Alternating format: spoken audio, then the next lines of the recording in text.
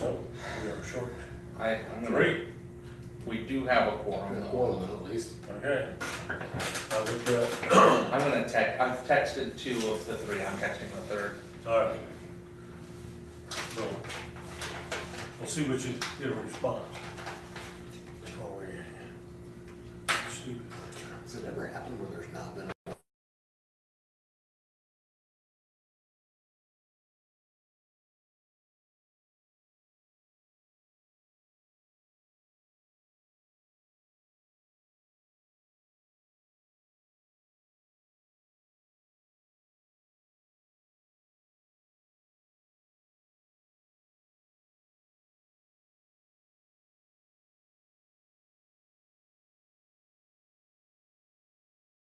I am going to call a meeting to order with a roll call vote. Kimber, Derek Carter, Here. Heffernan, Johnson, Moore, Here. Thomas, Here. Wiskus. Here. At this time, we would like to welcome any visitors we might have, or anyone out there in Never Never Land as part of the public forum. Seeing none. Item 3, approve the agenda. Move to approve. Second. We have a motion and a second to approve the agenda. Any discussion? All those in favor signify by saying aye. Aye. Opposed, same sign. Motion carries. Item 4, approve minutes of the previous meeting. Motion approved. Second. We have a motion and a second to approve the minutes. Any discussion? All those in favor signify by saying aye. Aye. Opposed, same sign. Motion carries.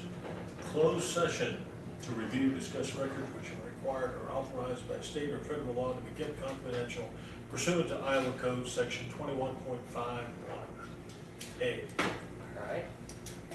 Cameron, or actually, I say next vote. We have a motion, we need a motion to go into closed session. So is this something that our attorney has advised us to go into closed session on? in previous, Okay. yes. Then do we need a request from the individuals involved, or is that waived in this? The request is the open enrollment request. And do they have to request closed session? Specifically, that we hadn't had that. Okay. So, We have to go to close to talk about it. Okay. I just want to make sure we're going into a legal closed session. Yeah. Very good. I like that, Skip, thinking. So, I move that we go into closed session to review or discuss records that are required or authorized by state or federal law to be kept confidential pursuant to Iowa Code Section 21.51. Second. we have a motion and a second. Any discussion? All those in favor of going into closed session? Roll call. Oh, roll call, excuse me, yes. Berger's absent, Carter, Yes. Catherine's absent, Johnson's absent, Moore, Yes. Thomas, Yes, Wiskus. Yes. we are in closed session as soon.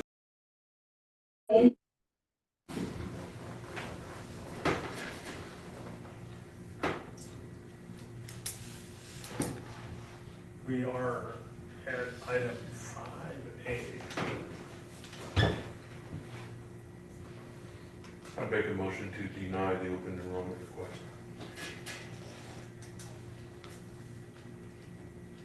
I will second.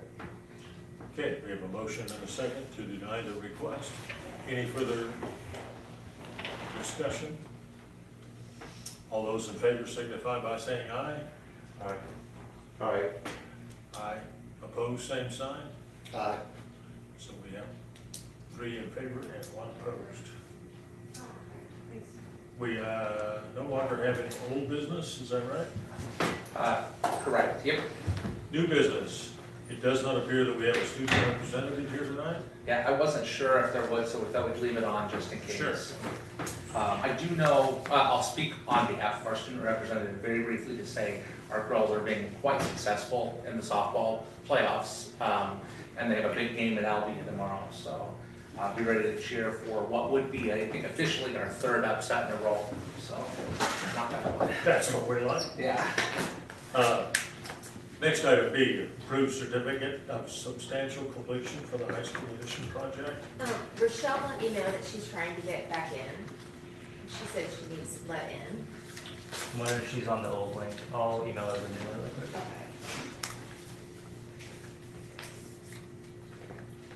and I'm sure she's going to speak to this probably, but Aaron and I did talk a little bit about the final walkthrough that he did last week with Rochelle. They found a series of items that they asked for by state to complete. We are still working on a few roof leaks. The last thing that Lance, I guess, kind of said in Aaron's presence to a subcontractor on that was, I don't care if you have to tear the whole roof off and put a new one on, we need to find these leaks. So I do know that those items are still on the list and it won't be signed off on, I think is my understanding officially, and she'll be able to tell you that more eloquently. I'm kind of stalling for time for her a little bit here, but so they did catch a few things that Rochelle is having them fix for us on that walkthrough. Not necessarily related to substantial completion, but just in relation to the building and kind of how things are going for us with that. So related to that, cracked windows, is that part of this or not? So we don't feel, and now that Rochelle's in, she can help maybe answer that, but we don't necessarily, I wouldn't say that we have definitive proof one way or the other at this point on that.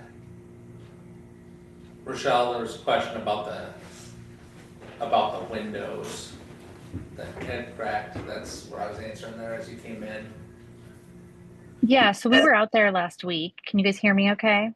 We can Yeah, hear you. sounds great. Okay. We were out there last week with the contractor and Aaron and walked around and looked. It did look at those windows. The only windows that it appears that are cracking are the windows that do have the film. There are no windows on the south side. There are no windows on the north side that don't have film that are cracking. There's nothing that appears to be installed strange from what we could tell, obviously. It's kind of a weird situation. Honestly, I've not run into this before as far as windows cracking with film on it either. So that's strange too in my mind. But we have not found any other issues on non-filmed windows. Did you know Aaron has replaced, I think, one of them maybe, or maybe even two windows, and he replaced them. There was something about having a tempered glass that they thought that whoever he worked with thought probably would help that issue some. Yes, so the tempered glass obviously is just a little bit different way that they actually treat the glass. And if it were to, like, for example, shatter, it's not going to shatter in a ton of pieces. It's going to shatter in crumbles. That's kind of the point of a tempered glass. So maybe it has more of a guard against that with film on it.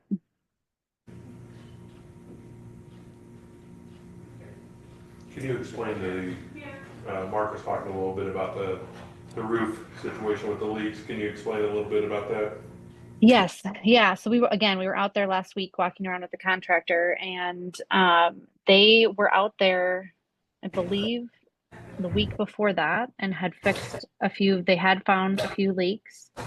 And then we did see a few additional leaks when we were there last week. So they were coming back out. The contractor by state has been pushing on them to get out there to get this resolved. Obviously, this should not be taking this long to figure this out or to get this resolved. You do have a 2-year extended warranty on this roof, so it's beyond just the 1-year install. That's how we do the roofs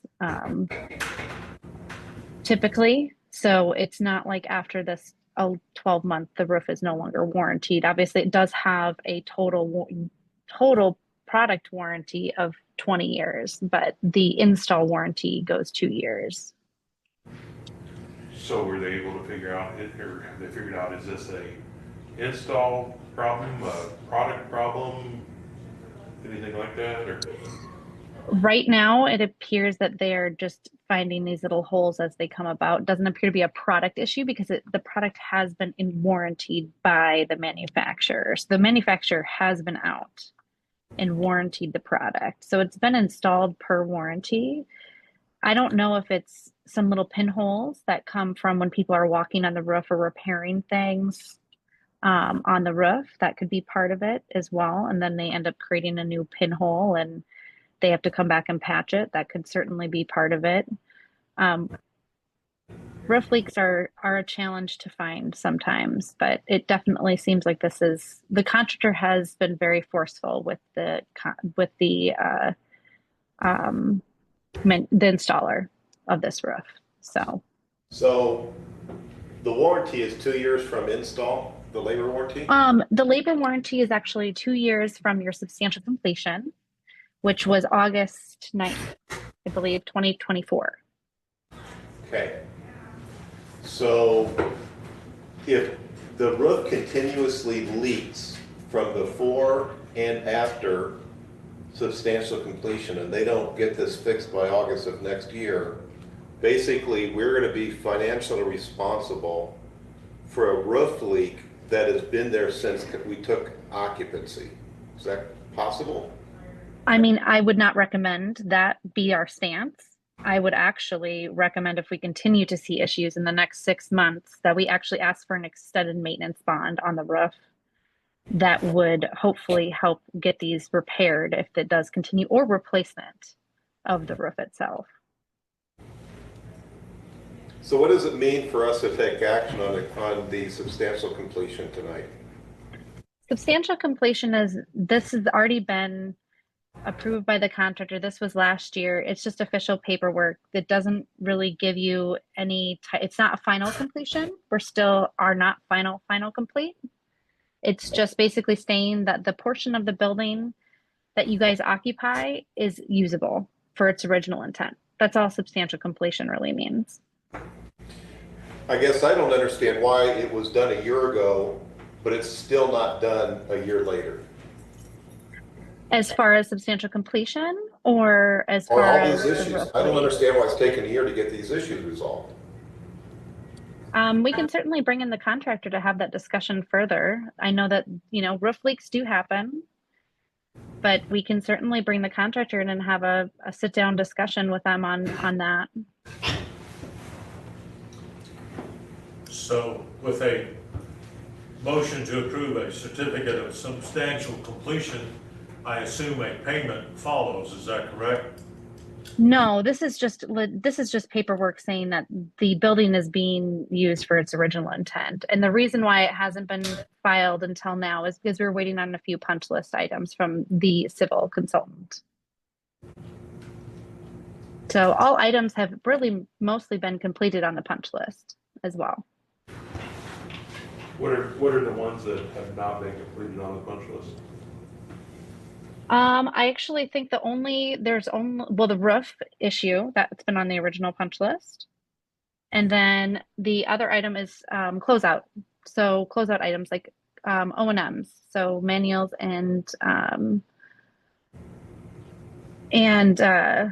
final certificates. Is that the issue with that north door off the auditorium? Has that been taken care of? Aaron and I are working through that. Yep. So so it hasn't been completed? No, but that's not a contractor issue. So. Why is that not a contractor issue? Because they installed it per our drawings, and so we need to get that changed out. So I'm working with Aaron to get that changed out, and FRK will help cover the cost of that. Okay.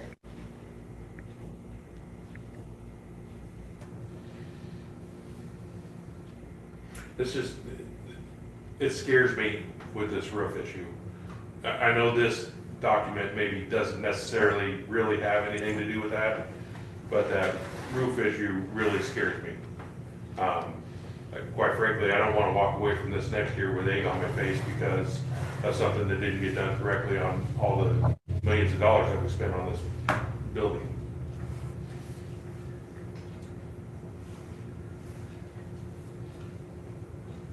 And that would be separate of this, right, Rochelle? Yes, that's a warranty item. Yes, that is separate. And I do agree that I think if we don't see some resolution here in the next few months, I think we need to engage with them on a different conversation.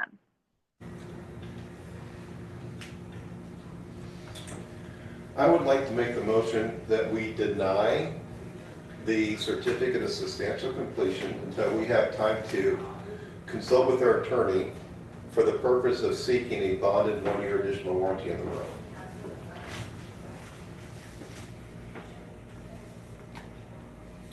We a motion?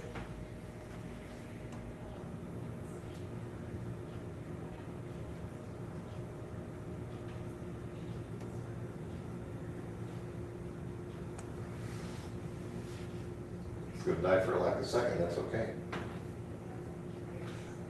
I get where you're coming from. I think this is a separate document to me. Let the record. I get where you're coming from 100%. And we can remain bulldogs on the roof issue and plan to do a warranty claim, look at the bond, the extended bond on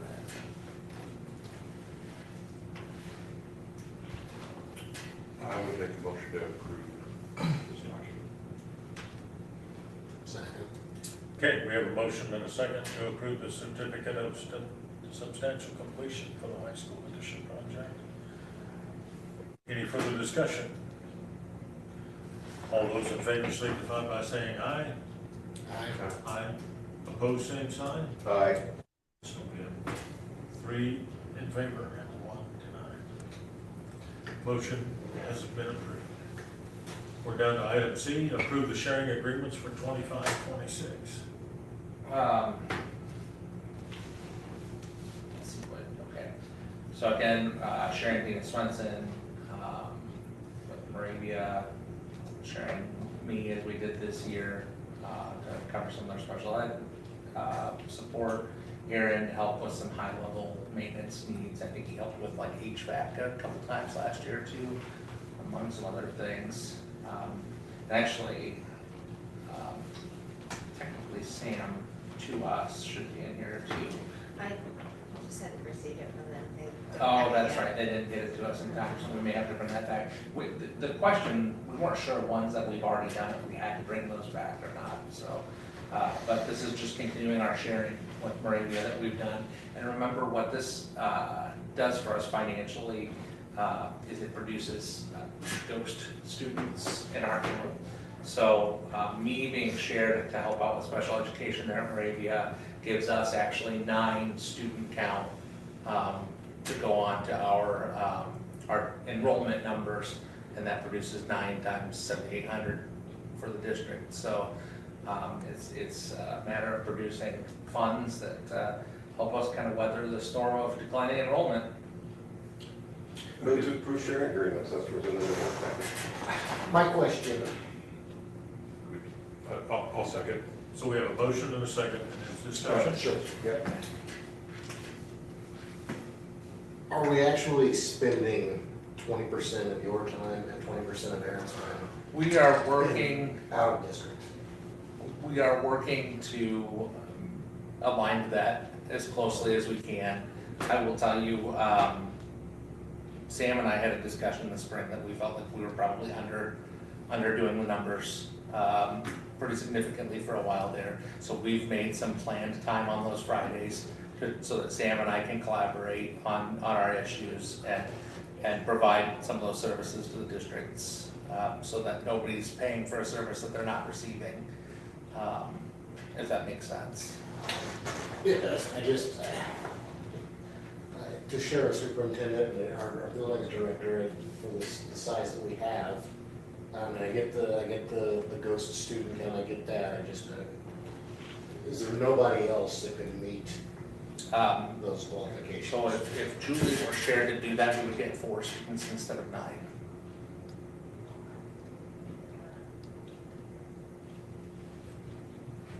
So, I mean, technically, yes, however, it's worked well for us. It hasn't caused us a problem in our operations, and it produces some much needed funds, especially given the $113,000 that we just lost to the funding freeze at the federal level. What, I guess, I know, I struggle to share with them because Terry, this is kind of where I'm. That's fair, I respect that. And this is the kind of thing that floats both boats a little bit here. I know Dina Swenson's role. Yes. What is it that you're doing, Mark, as far as? So I help them with special education. So a lot of the work that I've done for them has been in the area of Strat 2, helping their Strat 2 teacher know how to do some of the computer stuff in there. I mean, she's really self-sufficient. she's pretty good, but every now and then I'll help her out with things, or Like some state reporting. reporting and helping make sure that Sam is kind of up to date. So technically, a lot of the times, Julie will watch the special ed director Zooms, give me the information that I relay to Sam as part of our weekly meetings and get that information to them so that they are up to date on what they need and we've got all that. Will sharing Aaron at 20% cause us any, lack of a better word, grief, I guess, in our district, you know what I mean? It hasn't caused us any trouble thus far. And when do you, like, what do you anticipate, like his time frame up there?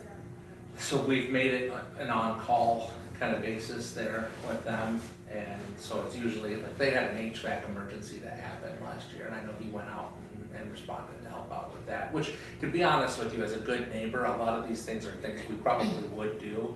Like, I talked to superintendents from other districts, for example. We know how good neighbors treat this district in the past, so that's. I that's why I'm understand, asking. however, the superintendent world works in that we all understand that we're serving kids, and we're gonna call each other and we're gonna help each other. If the new superintendent in Davis County would call me and say, hey, I'd like to know something about this or this, I'm gonna help.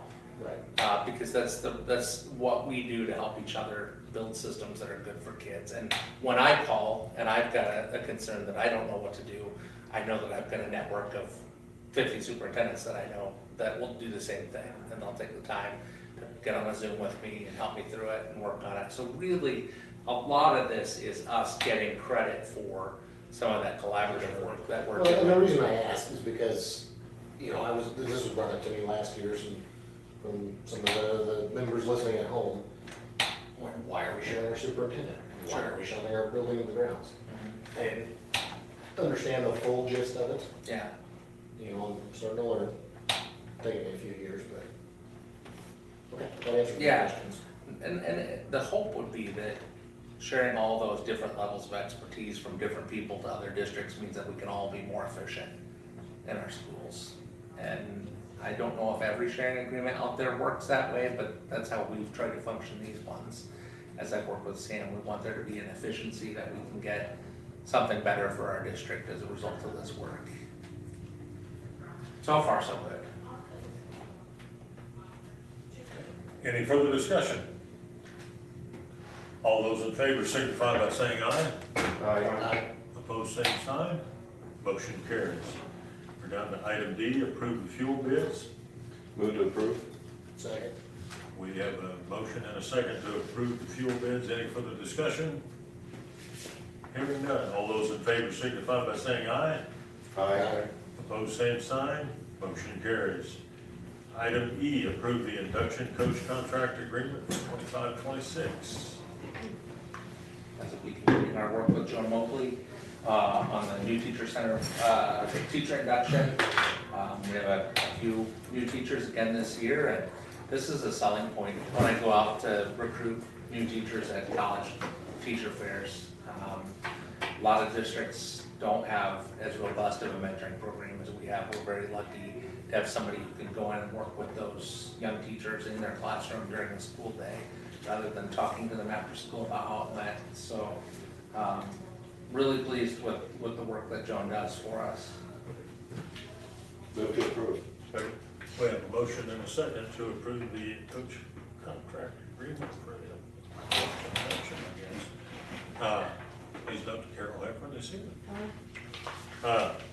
All those in favor signify by saying aye. Aye. Opposed, same sign. We have it approved. Item F, approve, regulate, and return coach job description. So I am extremely excited about this one. This is one thing that I've gotten since I came was questions about the role of student advisor and what that looks like and what the duties of those folks are. And we've really undertaken a lot of work on trying to figure out how these extra people we have that we need to support kids can truly support kids in a way that makes progress. And you probably, I think I shared a few times in my emails through the year where we sent people out to see training on Capturing Kids' Hearts and on Teach to Heal, to try to see which direction we wanted to take our district with dealing with some of the more challenging behavioral needs. And the group selected Teach to Heal, which I went to a week-long training. You saw, I think, in one of my emails a few weeks ago, and actually most of our principals are at a week-long training this week in Cedar Rapids for Teach to Heal. So the Regulate and Return coach is the person who actually this training is designed for. So Tyler Bays and Bridget Stickler had been at that training that I went to train on these skills, and it's a set of interventions that are used to help de-escalate a situation and help to build some social skills in a student who struggles behaviorally, instead of hoping, crossing your fingers, whatever other plans sometimes happen like that. So the Regulate and Return coach will be the person that eventually, hopefully we'd replace student advisor positions with Regulate and Return positions, so these people are trained in a set of skills to be able to effectively help students to make progress on developing the needed skills for school success. Are these district-wide or building specific? Building specific, yeah. And one of the things that life space crisis intervention is the training that they go to, and you have to have a room for them that they can set up, and it has to have certain characteristics that it's private, it's away from where the other students are, they have a chance to de-escalate in there. So we do have spaces at Howard and at Lakeview for that, our hope would be to hit the ground running there. We do not intend to hire a person for the high school this year for this, but we will. Our goal is to get somebody trained in the interventions there at the high school beyond Jenny and Jared, so that we can start to put some of that in. But it really would make a big impact on the K-8 level for us. That's where we want to see the most bang for our buck with Teach to Heal. Motion to approve. Second. Motion and a second to approve. Any further discussion? All those in favor signify by saying aye. Aye. Opposed, same sign. Motion has approved. Thank you. Approve the activity fund transfers within for negative accounts. Motion to approve. Second. Motion and a second. Any further discussion? All those in favor signify by saying aye. Aye. Opposed, same sign. Motion carries. H, board resolution to transfer funds for athletic equipment FY25. Roll call vote. My only question on this one is why does this one garner a roll call and the last one didn't? Because this is a resolution and the other one is Oh. And what, okay, so then why does it have to be a resolution? not. So The the state state requires. requires it. Got it? Can you Education. explain a little bit This about is, that? so the state allows for schools, because the cost for football helmets is pretty high. Really, I guess other safety or protective equipment could be included. I can only think of football helmets, but maybe that's because I got tackled a few too many times when I played football, I don't know, but shoulder pads, yeah, you're right. And I'm sure there are other safety and protective equipment for sports and activities, but they allow for a transfer from the general fund to be able to pay for that protective equipment to ensure that the students are safe. And there's a limited life on those. They've got a certain number of seasons that they can be used for. So just trying to get back on cycle. Actually, I had a really great conversation with Mr. Johnston about this, and the hope is, like how we've done with the buses, where now we're on a cycle where we know every so many years to replace a bus, and when that ought to be, and when this bus's time will be up. That's what he's working to do with the helmets moving forward too. So I think that'll be really valuable for us, so we don't have a lot of big hits a random year. We'll be able to have a little hit each year that way. Kevin, also, the previous one is with the activity within activity, and since we're doing a fund-to-fund transfer, board transfer. I know you're on top of it, I'm just curious for the reason, so. It's a quiz today. I'll make a motion to approve. Second. We have a motion and a second. Any further discussion? Okay, all those in favor, it's a roll call vote. Rivers absent, Carter, Yes. Heffron? Yes. Johnson's absent, Moore, Yes. Thomas, Yes. Riska. Yes. Motion carries. We're on to item I, approve the 25-26 general cafeteria and activity fees. I'll just throw this out there, and I wish Jared was here. Sorry, that was. No, and that's mine. fine. I know I mentioned to a couple of the members in the past, I've seen some, not necessarily around here, some other districts do it. Would it break the bank if we were to not charge our students for our events? I don't know, because we don't keep that data that way. You try to get more kids in the seats to support. Yes. I know that anything that reduces the amount of income to the activity fund is a concern right now. Sure. We're on pretty razor thin margins as it is. To be able to break even, we're not. The only purpose for which we can transfer, if I'm correct, tell me if there's any other, the only purpose to which we can transfer general fund money to the activity fund would be for safety and protective equipment. So at some point, if we don't have enough gate, we won't have reps or umps or buses to go to games or coaches. I guess we could have coaches, that's general fund. So we have to, our income for our gate is not good enough for us to reduce gate right now. Could we collect some data on that, maybe for next year, so we I'm can- not sure how I could, to be honest with you, because I would have to tell every ticket taker at every game, you need to write down if this was a student or if this was an adult. And I just think at what point, In a long line, that's not practical. yeah, I mean, I guess if the board told me I had to, I'd do it, but that would be a real burden on our staff who are running the gate. If you went to a, do you have to pre-buy the tickets? So that is an option through Bound. That would track that for you. I think we're adding a lot of work for, Minimal gain. yeah. Yeah.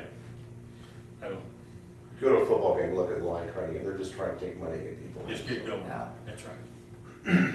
Okay, So the only two that really changed on here were Adult the prices. meals. Adult Okay. meals prices. Do we have a motion out there? I don't think so. Move to approve. Second. We have a motion and a second to approve the 25-26 general cafeteria and activity fees. Any further discussion? All those in favor signify by saying aye. Aye. Opposed, same sign. Approved. Approve the building handbooks. So you'll notice, for the most part, you can see the changes. There really weren't a lot of changes this year. We did a lot of work last year to get these in shape, and to align them with the IASB exemplar. So if there are changes, in a lot of cases, you'll see it either italicized or highlighted in yellow. It's changing names, changing years, to update everything to what needed updated. Staff, et cetera, period, start time, end time. If we had a change in a board policy in the last year, you'll notice a couple of those are changed to update in these, just to match the board policy.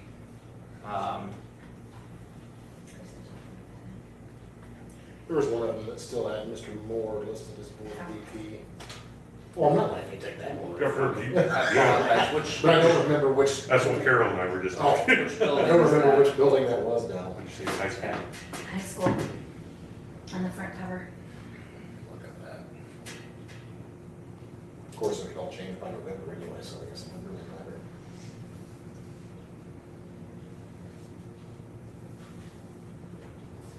You guys see anything you didn't like?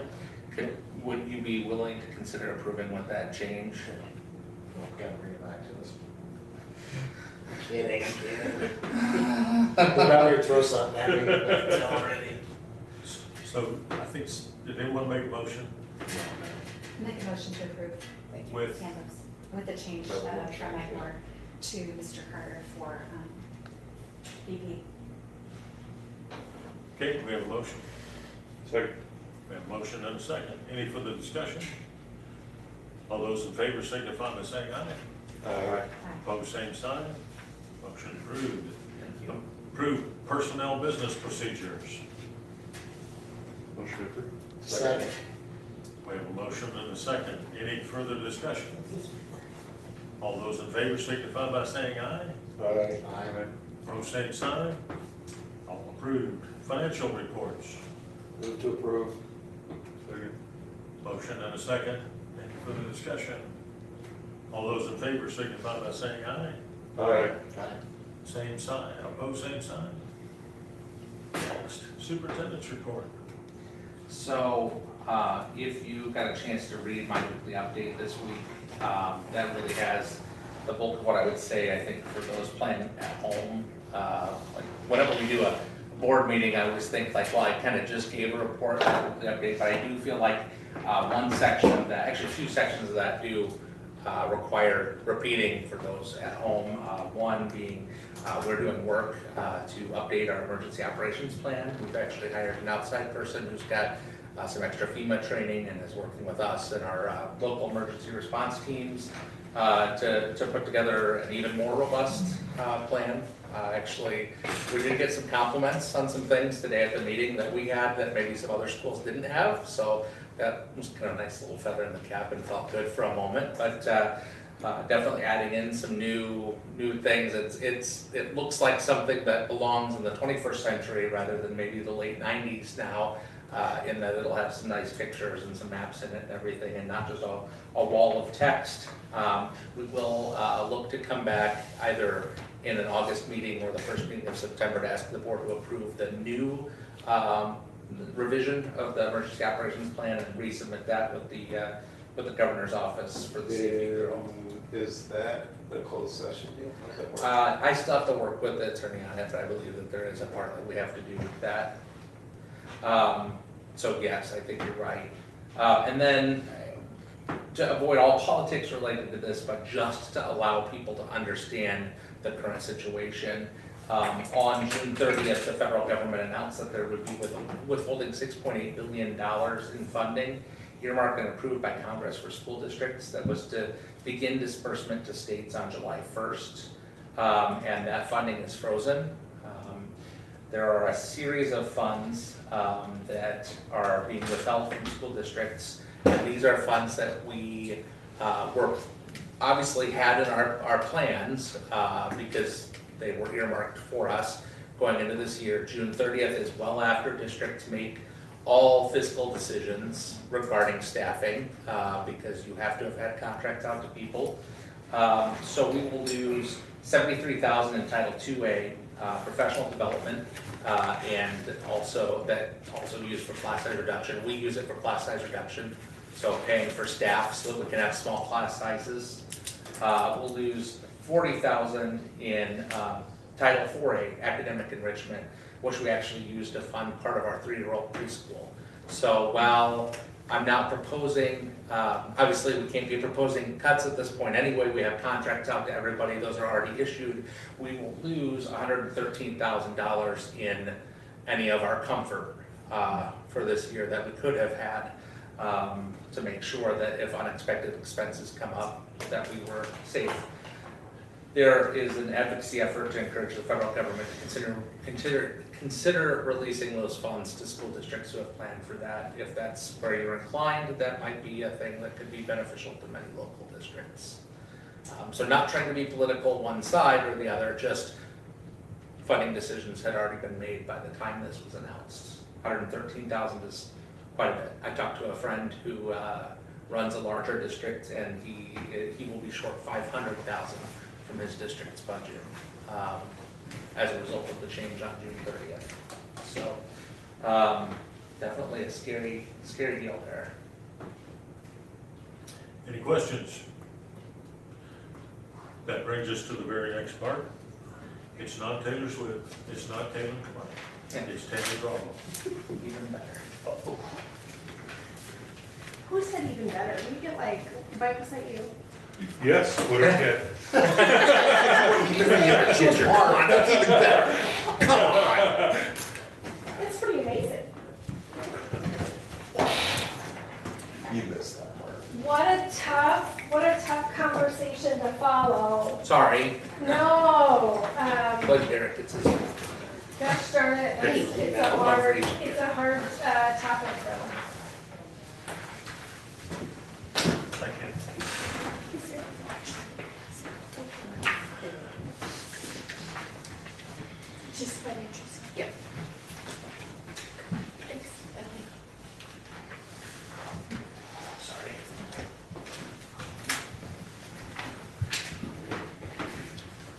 thanks for inviting me back to Centerville. Some of you may be going, I didn't have a choice, and I get that too. But it's still fun for me to be. It's fun for me to be back. It was a beautiful day to drive. This route is the only beautiful drive from my house. There's a lot of hills and a lot of ups and downs, and it was really pretty. So, Mark just graciously passed out a packet of content that we're going to work through. You're going to work through tonight. You're going to do all the heavy lifting. I always like to call out the very front page has my contact information on it. So if you don't have my cell phone number tucked away, you should tuck that away somewhere for the time when you get a question that you're like, gosh, what's the answer to that? And give me just a little bit of leeway time to go find it. In case I don't know, in case you stop me with a question, because you very well may. So I'd like to start off with, especially after talking about serious topics of money and so many districts are exactly where you all are saying on June 30th, this is what we were anticipating coming, and now not feeling good about that change. And I think that's a very fair statement, by the way. So let's think about what you've done this past year, because you've done a lot of really great things. And I want to start on page 1 of your packet. And I want you to give some thought to what is something that the board has done in this past year to help foster student success. And I don't want you to overthink this, because I just listened to you do a lot of great things just tonight in that as well. So I'm going to give you a few minutes to think about what do you want your thing to be. I'm going to pass around a bunch of half sheets of paper and some markers, because you're going to use those for a variety of things tonight.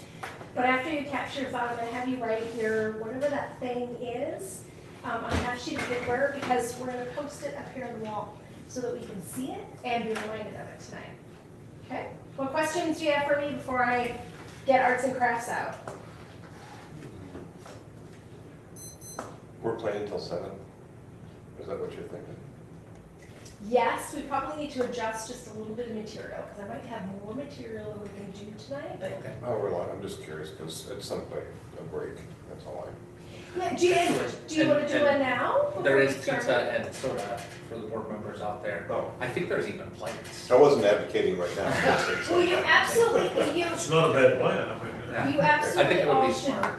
You do can smell it. that if, yeah. Okay. Yeah, I'm totally okay with that. Can take time to grab some food and a comfort break. But I think our board meeting was actually longer, we took too much of your time, but.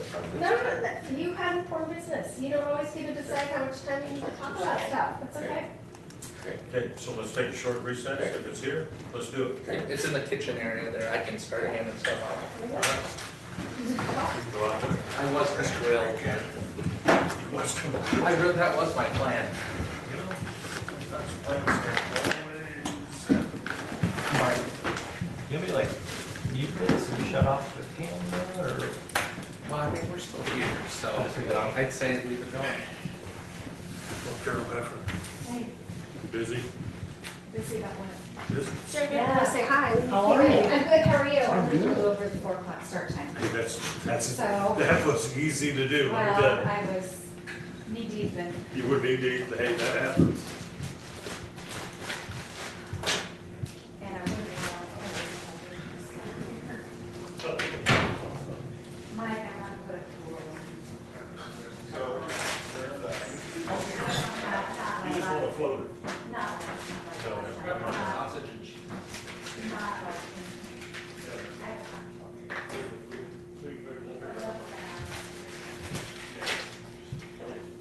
Yeah, cool.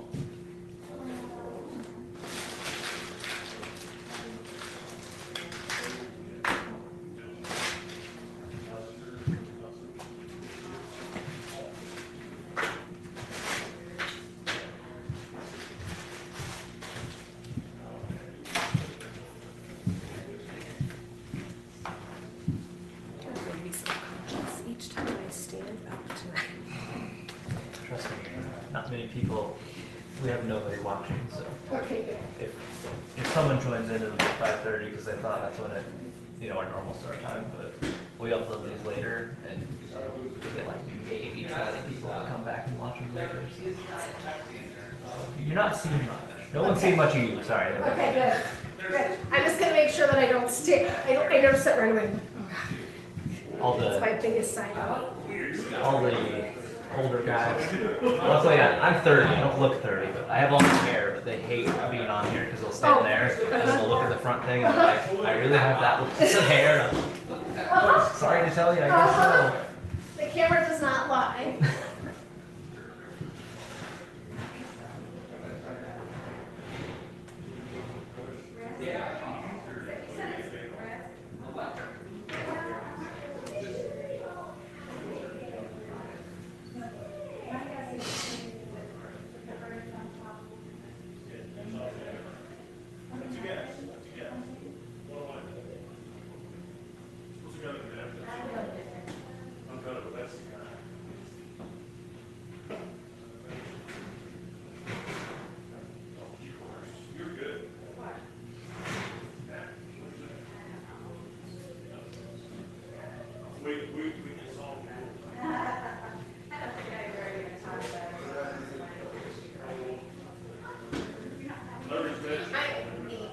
What did you mention? We are? Well, What did you say? I think it was up to Carol, Oh, is the impression. yeah, I don't want it to be, No, I said, I think she wants a floater pool, yeah, I do. not this lap pool thing. No. Well, I had a hot tub and I tried floating in that, but it was fine, but it wasn't the same. Yeah. I just can't, I just don't want to cry about Albia. I just, Oh, and I that's it. just, I'm heartbroken for them. Did they lose just one building, or? It's like the south side is like half of the south side, Oh, no. don't you think? That you, yeah. I didn't see too much of it. I know, didn't one like fall all the way Yeah, down? well, one of them, the one in the end fell into the alley. It's crazy. You know, Centerville's just a heartbeat away. I know, and I pulled up on the square today and I'm just like, You just ever think about like if something like that, one building starts on a fire in the square, what else is gonna happen? Cameron, you gonna eat? What's out there? What's that? Pizza. Pizza? Go get some. I guess I'll get a slice. Thank you. There's always so much left over, get more than one. Yeah. Besides, you're the most important guy here. Oh yeah, I bet. we are so lucky to have him. You know, and it took me 6 months to get talking to even think about it. Oh, word. Oh, could you try the blue raspberry too? Yeah, I'm gonna try it. That makes me feel better if somebody else didn't think like, oh, that's gross. If you say the word raspberry, I'm in. Fair enough. I will get anything that has Try raspberry. Hey, you do a blue raspberry snow cone. I will make it raspberry. If you're at a restaurant and one of the desserts has raspberry, I'll get that. I'm not even a dessert person. Carol, did you just say you're not a dessert person? Dessert person, huh? So whoever you want to have, then you could, I can order dessert and you can order dessert, all of those. Oh, well, if it's raspberry, I'm eating it. Wait, Lisa? I think the farthest things are not a dessert person. Aren't there like 2 minutes? Yeah. You know my favorite topic.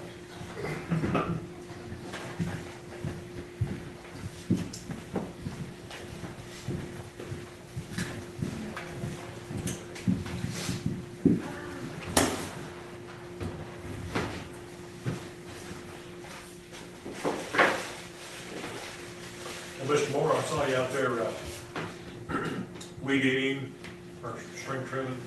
Yeah. You were after it, Well, I had a little ambition today. so the work didn't come. My shins paid the price though.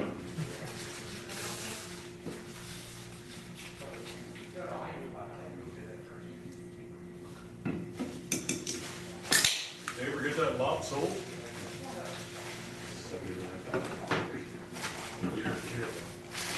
For a lot. In a garage. Big garage, but it's still I don't know how you put a house on it. No, there's a foundation under there. Oh, they did take the foundation out? No, when they run it down, and then repair the foundation. That was actually, so, there used to be 2 houses there. Yeah, it was. Walls and everything, not going down there. Yeah. Trying to cut my dad into buying that. We have too much crap in both of our garages. We need, what, 4 more? Is there 4 garages there? 3 or 4, but We need more space. Too.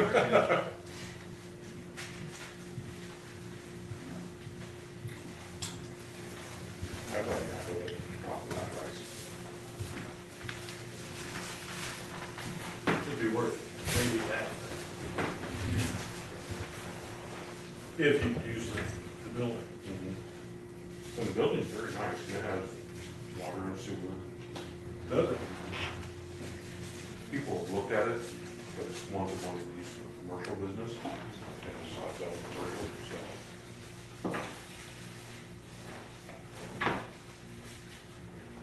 When they come back in, I can even work. I want to get as much time on it as we can. But even commercial is kind of an odd one to get in and out of. Yeah. So where you guys? That's all I was worried about, because well, I don't like my home away from your toilet, you guys didn't. I get it. Yeah, all right. I'll be headlights in your taillights, and maybe you'll be taillights in my headlights. What about paper, scissors, scissors? You go first. No, you go Then first. you You go first. You go first. first. Not just to ask how fast to drive. And there it is. Yeah. Dr. Tom Johnson. Just in time for pizza. Worked out. My favorite kind of time too. Well, how's life doing? All back to Doing normal. the thing, yeah, kicking around now. You got a few hours before we talk tonight, so Hey, now we're getting we're somewhere. getting somewhere. Okay, let's try the raspberry thing. It's good. Yeah. I'll watch you do it. Anticipation.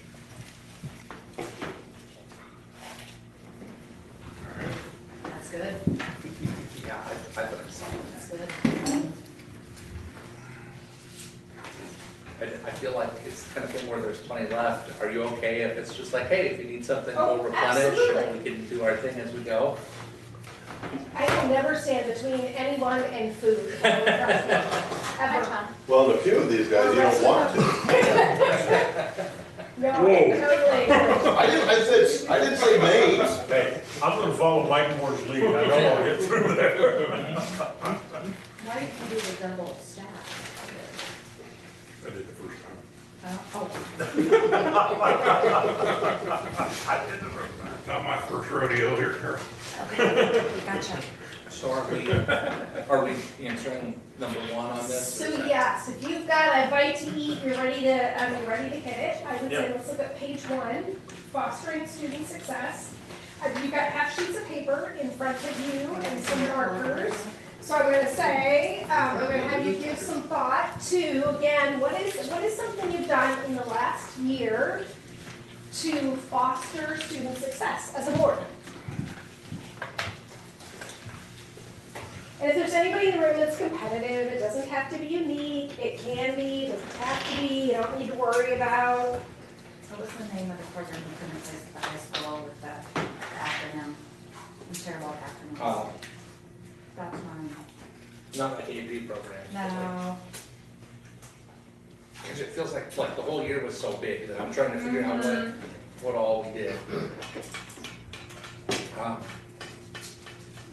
What did it matter? Got $1.50 million. Are you talking about IJAG? I want that one. Yes, you're a dork. Okay, maybe IJAG, is that the one you're? Yes, it is. Okay. He's showing you his cup. No, sure, you could try, oh. I get it. Is that just like a That's a good one. Yeah. Iowa Jobs for America's Graduates. Yes. Great program too.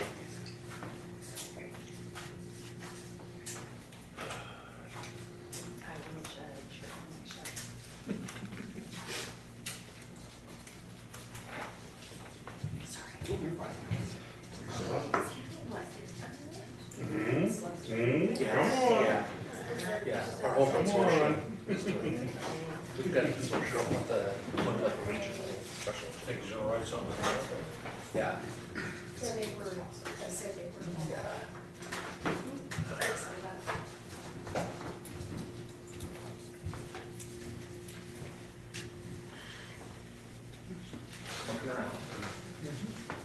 I don't want to answer first. No copy. Yeah.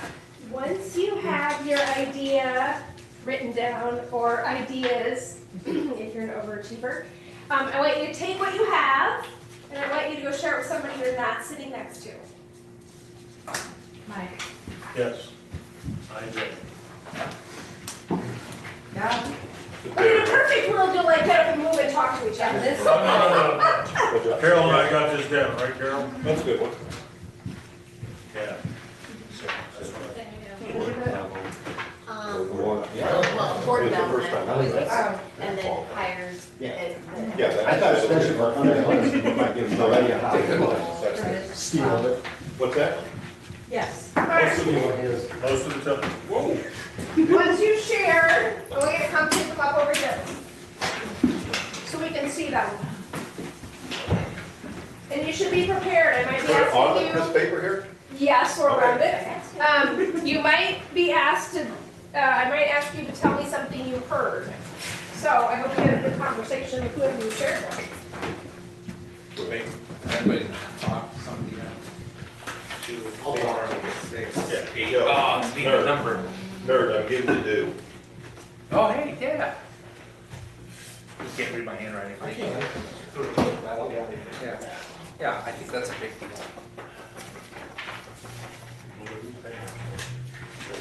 Oh, on the way. I couldn't even remember what it was called. Yeah, Oh, you okay. guys- Nice, you guys way. want to look at mine? Yes, That's yes. You good, do let's however start you a want new to. trend, Have to Carol. get it in. That's right. Take it Perfect. for you. Oh, yeah. Take it for you. That's all right. Don't ask me. Well, then I can kind of stack here. But I just remember, oh, that's good. That's all right. Sure. I'll go at the same time as you. Oh, wait, I'll take one side, you take the other side. I'm glad you're. Look how artistically I'm doing. No, I was thinking.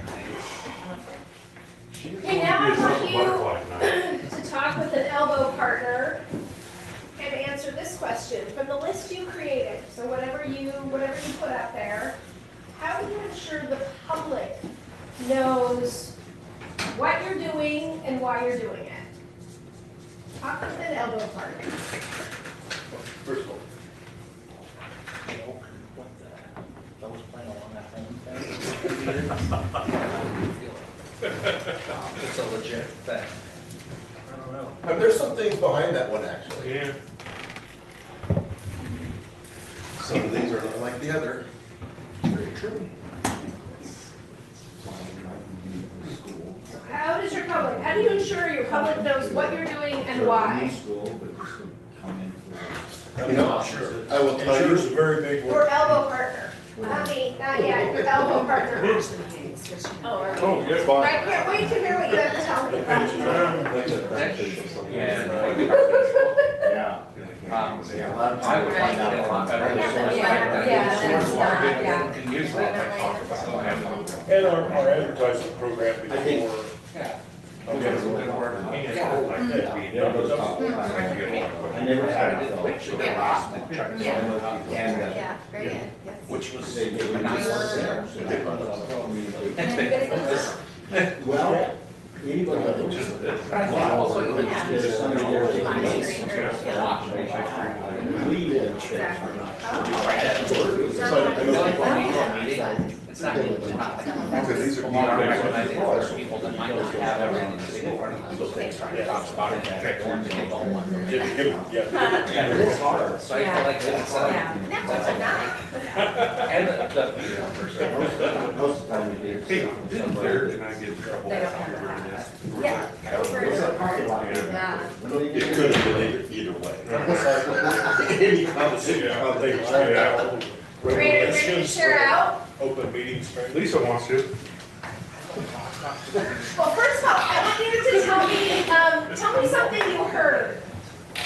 that something that you heard your partner told you about fostering student success, and I took a picture so I can be lazy and not stand up there, so I can see what's there. So what was something you heard in your first conversation about something that the board is doing to foster student success? Well, Tom brought one up, and I wouldn't have thought of this one, is the job fair. So they had a job fair at the high school. And really, I don't know how much the board really did it, but I think we'll take some credit for the conversation here that our high school staff put together a job fair. It actually had two or three other districts that came in. There was over 100 different employers that came, and kids all the way down to like 9th grade were going through just to see what it is. And so I think that's, we're, I guess, creating the culture that they would do something like that. And I forgot about that. That's true. It's the student success part of our mission. And we thought, if a 9th grader or 10th grader came in there and they talked to different ones, they might decide the courses they're gonna take for the next time. And decide, this ironworking sounds pretty good. I like their wages. Yeah. The ladies. Yeah, Mark, what did you ask? Well, we wouldn't have the college and career transition coordinator if the board hadn't approved that. There you So go. the So board that's didn't have the our to make role that now. happen. That's a beautiful piece. All right. That's fabulous. So how do you ensure that your public knows about that initiative? So whether you want to say specifically the job fair, or maybe you want to take that up to the board level of, you approved a, tell me project, and I'm going to take repeats in your mouth, I'm so sorry. No, college and career transition coordinator. Thank you. I'm like, I know that term, college and career transition coordinator. So you approved to have a spot for that. How did you make sure that your community knows what you did and why you did it? Lisa had a very good point on this. No, it's, so when we, like this, we're live streaming. We have no lawful, we don't have to live stream, we don't have to put it on GoPitch, we don't have to do anything like that, but we choose to do that, put it on our website, different things like that. And what were you saying, we're the smallest? Well, I'm just saying, not all districts this size actually do that, so.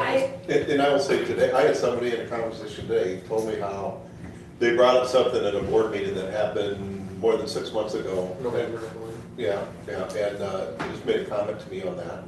So, and these are busy people that are professionals, and so they're taking time to watch that. And I was surprised that, I think we'd all be surprised how many people watch it. Okay. You'd be surprised how many people watch it. I can give you some He doesn't stats. know, because he's the guy streaming it. Okay. Oh, I can give you the stats. We didn't talk about that a little bit here too, about how So everybody who does watch it, either, or come back to the website or watch it on the pitch, yes, absolutely, all that goes together. That's how we get a lot of stuff out. To Lisa's point, I love, you're not required to do it. I'm gonna guess, is that what I would call a COVID keeper? Were you doing it prior to COVID? We recorded prior to COVID, Okay, but we didn't live stream like this. We just Okay. recorded enough. We have a partner in the community that live streams for us. beautiful, so beautiful. So does the partner in the community then shoulder some of that expense to live stream? All of it, because they get the ad revenue from it. Okay, does the public know that? So they also do all of our sports and sports for Indian Hills and some other districts around here. So the public is very aware of their existence. So what are you asking specifically? Does the public understand that, I'm gonna call it a donation, I don't wanna put words in anybody's mouth, but nothing is free, right? So if you have someone who's helping offset a cost to live stream, does your community understand that? And I'm not saying that it's $10,000 or $5.32 but does the community understand that you have a huge opportunity to talk about, one, you're practicing transparency to the very best that you can, right? You're choosing to live stream, and it's so important you have a community partner that is helping you do that. I would It's a say, beautiful story. I would say that the live streams, whether it's for our board meetings or city council or other board meetings, by what they do and gets almost taken advantage of and expected when they're doing that for free for community outreach. Yeah. And people expect it to be done, even though they don't have to do what they're doing. Well, they've been doing it for about 8 or 9 years. They started doing high school sports. And so they've just it started with really a couple of guys, and now they have, I don't know, 8, 10, 12 employees. And so it's their business model is to sell ad revenue for your sponsorship, for the city council, for this. So they are selling ad revenue to do that. Now, does the public understand their business model? Probably not. But I agree with you, does the community now kind of expect them to do that? Absolutely, they put themselves in that position. So to me, it's a good, it's one of those things that helps us to get out what we do. It gives them content, community gets involved, they have grown jobs, it just works really well. And everybody's benefiting from it. Yeah. Okay, do you have an opportunity that you can also, in some way, potentially talk about that, right? Now, you also want to be careful that you're not giving. Where are you going with this? Well, you just hold on to that.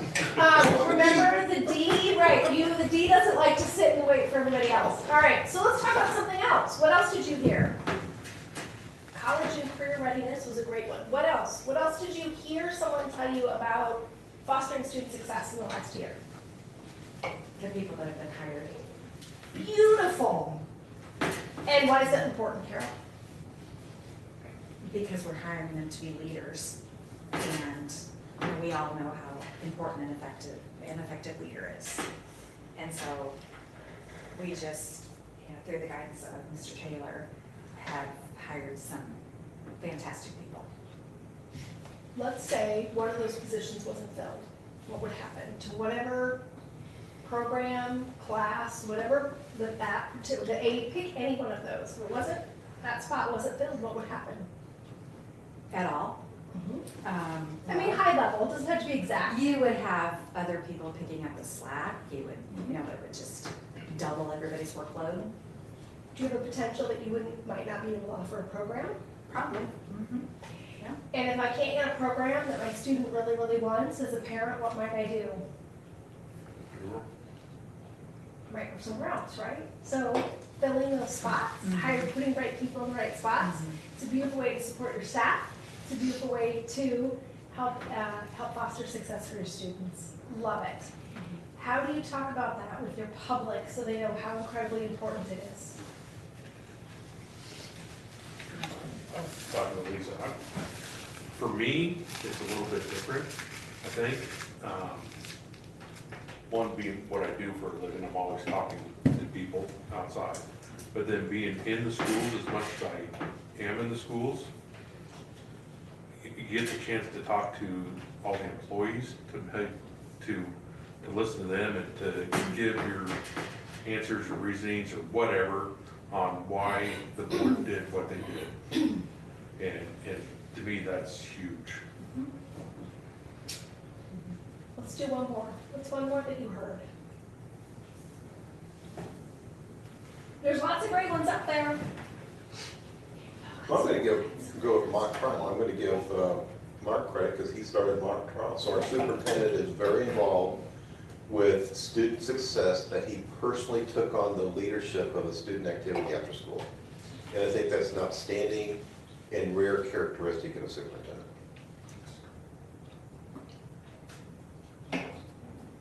I know that took the bite at the wrong time.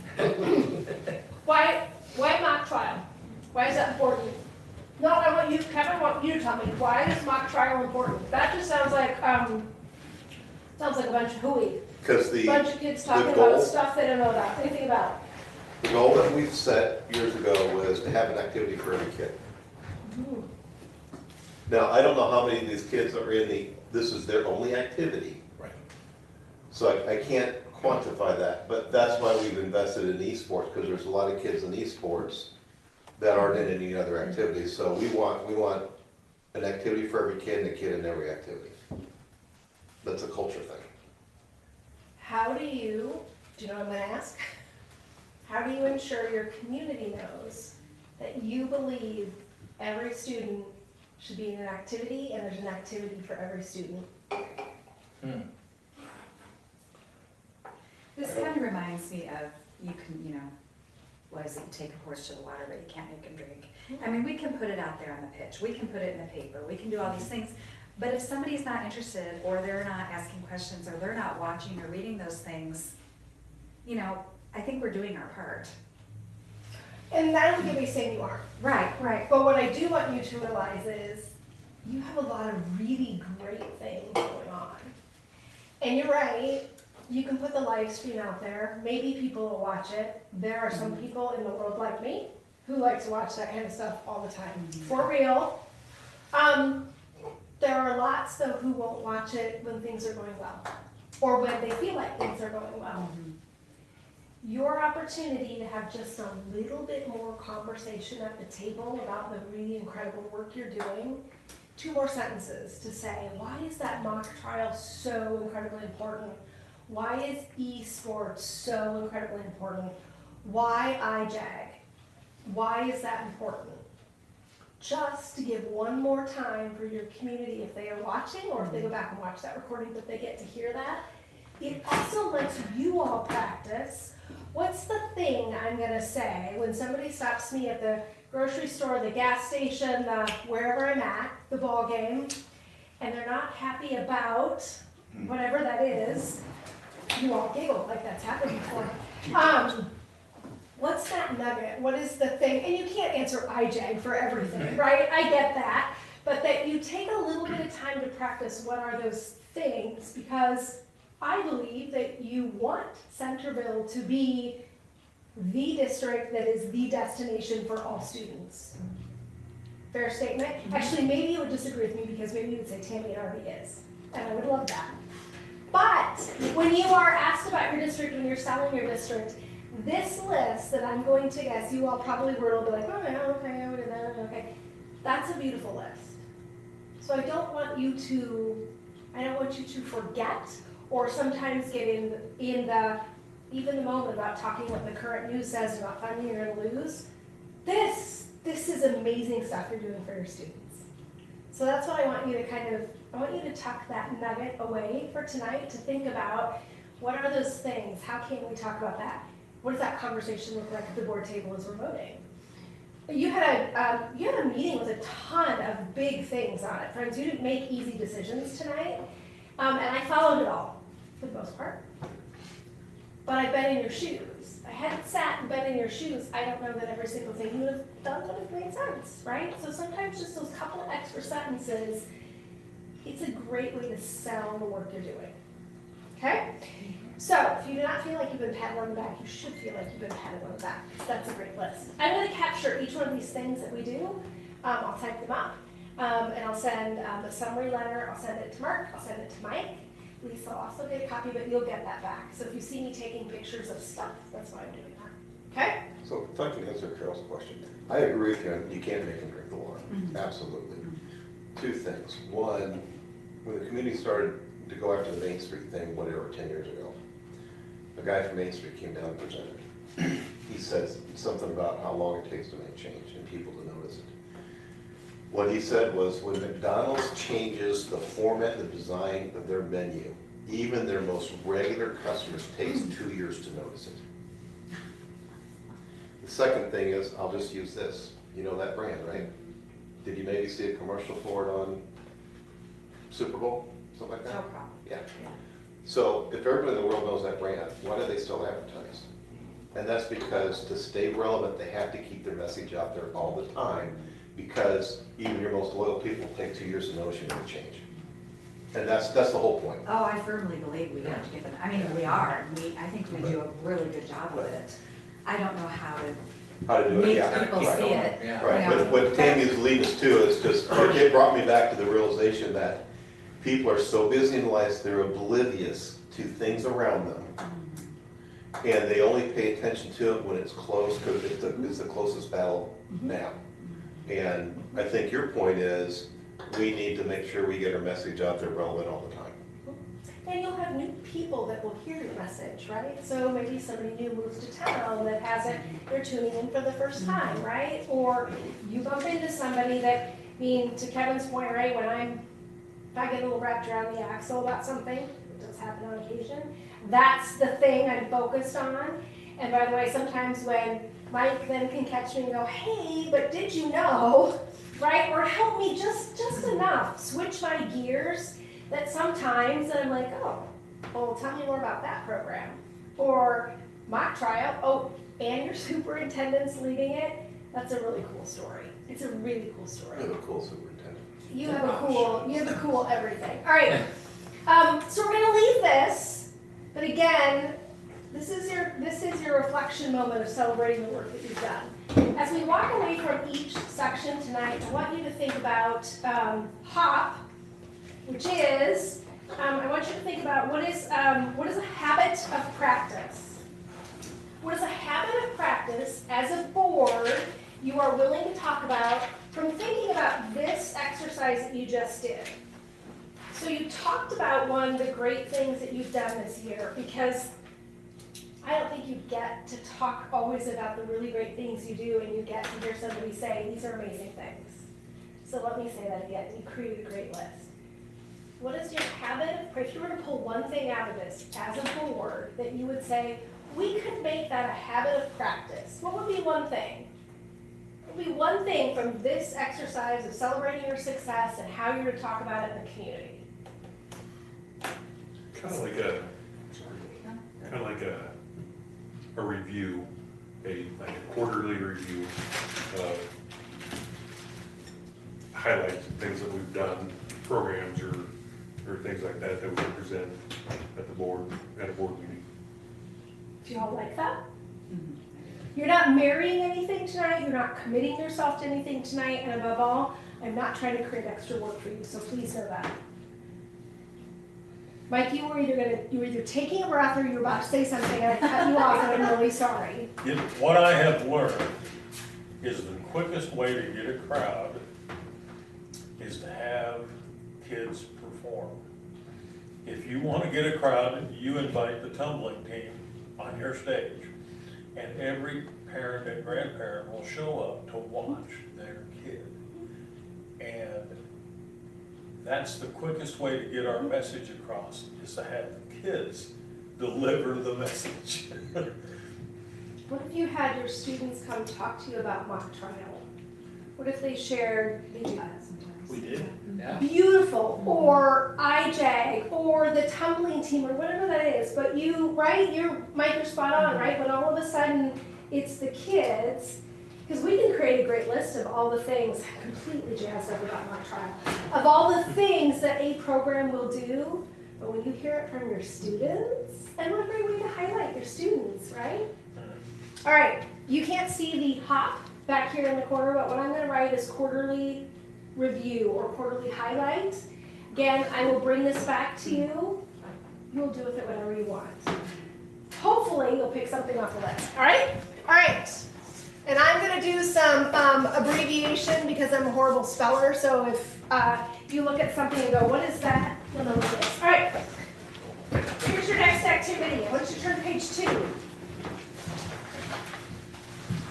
So before you get to that, what I'm hearing you saying is that at first, when we started talking, I thought about, okay, how are we gonna reach more people? But then what I hear you saying is, we need to fortify the message. Yes. We're getting it out there, but adding, the students, or a little bit about it. We're fortifying the message. I like that a lot. And maybe it's adding students. Maybe it's just, you all come in after you've had a long day of doing something that's very important.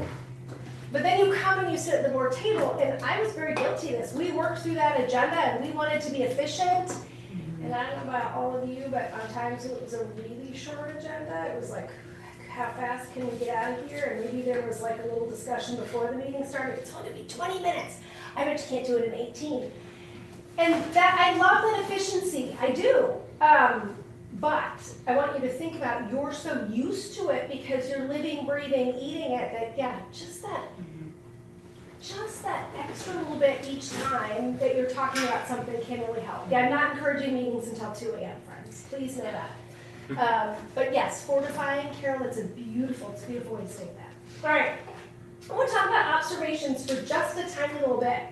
As humans, we are really good at this. And as humans, we are really, really good about creating a story in our head when we see something. I believe we even do it subconsciously. Sometimes the story is really interesting. Sometimes the story might not be as happy. Or maybe it's just downright angry, or maybe it is, well, I can't believe they did that because blah, blah, blah, blah, blah, blah, blah. That's the voice in my head, what it sounds like. So what I want you to do is take a look at the picture on page 2. And I want you to answer a couple, there's 2 questions there. What do you assume is happening in the picture? And what makes you say that? She's clearly resisting. Tell anybody. And the second question is, what are you curious about? So she's running away from me. What are you curious about in the picture? And if you could ask a couple more questions, what would you ask? I think that's Tom Johnson. You can't share. It's not a partner project, you two. We're Right. We're not very good about this. I see. I'm gonna set my, you're kind to take full responsibility for this too. I recognize Am I you. going to separate you two? No. Captain goes down I for always shit. wanted to say that. I made good. I'm gonna set a timer for 4 minutes. I forgot what we're supposed to do already. Any questions? Yeah, I think you're. Just jot some notes to yourself, because we're gonna talk about it.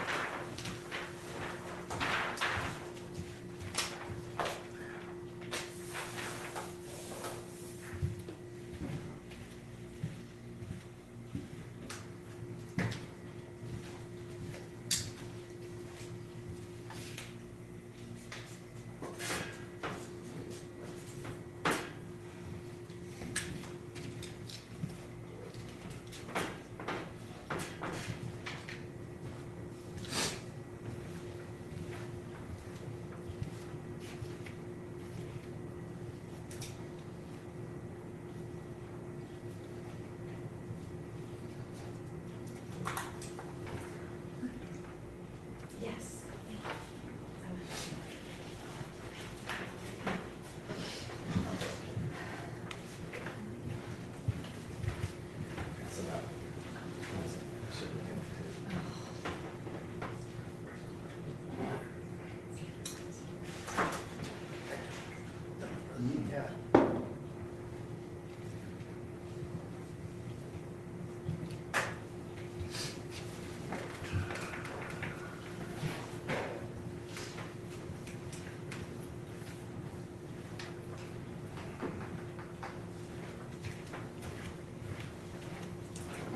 Let's make a list of facts. What do we know about the picture that you see? What are some facts that you know, or would say, yeah, I feel fairly confident in saying this, and don't be afraid to state the obvious. It's spring or summer. Okay? What else?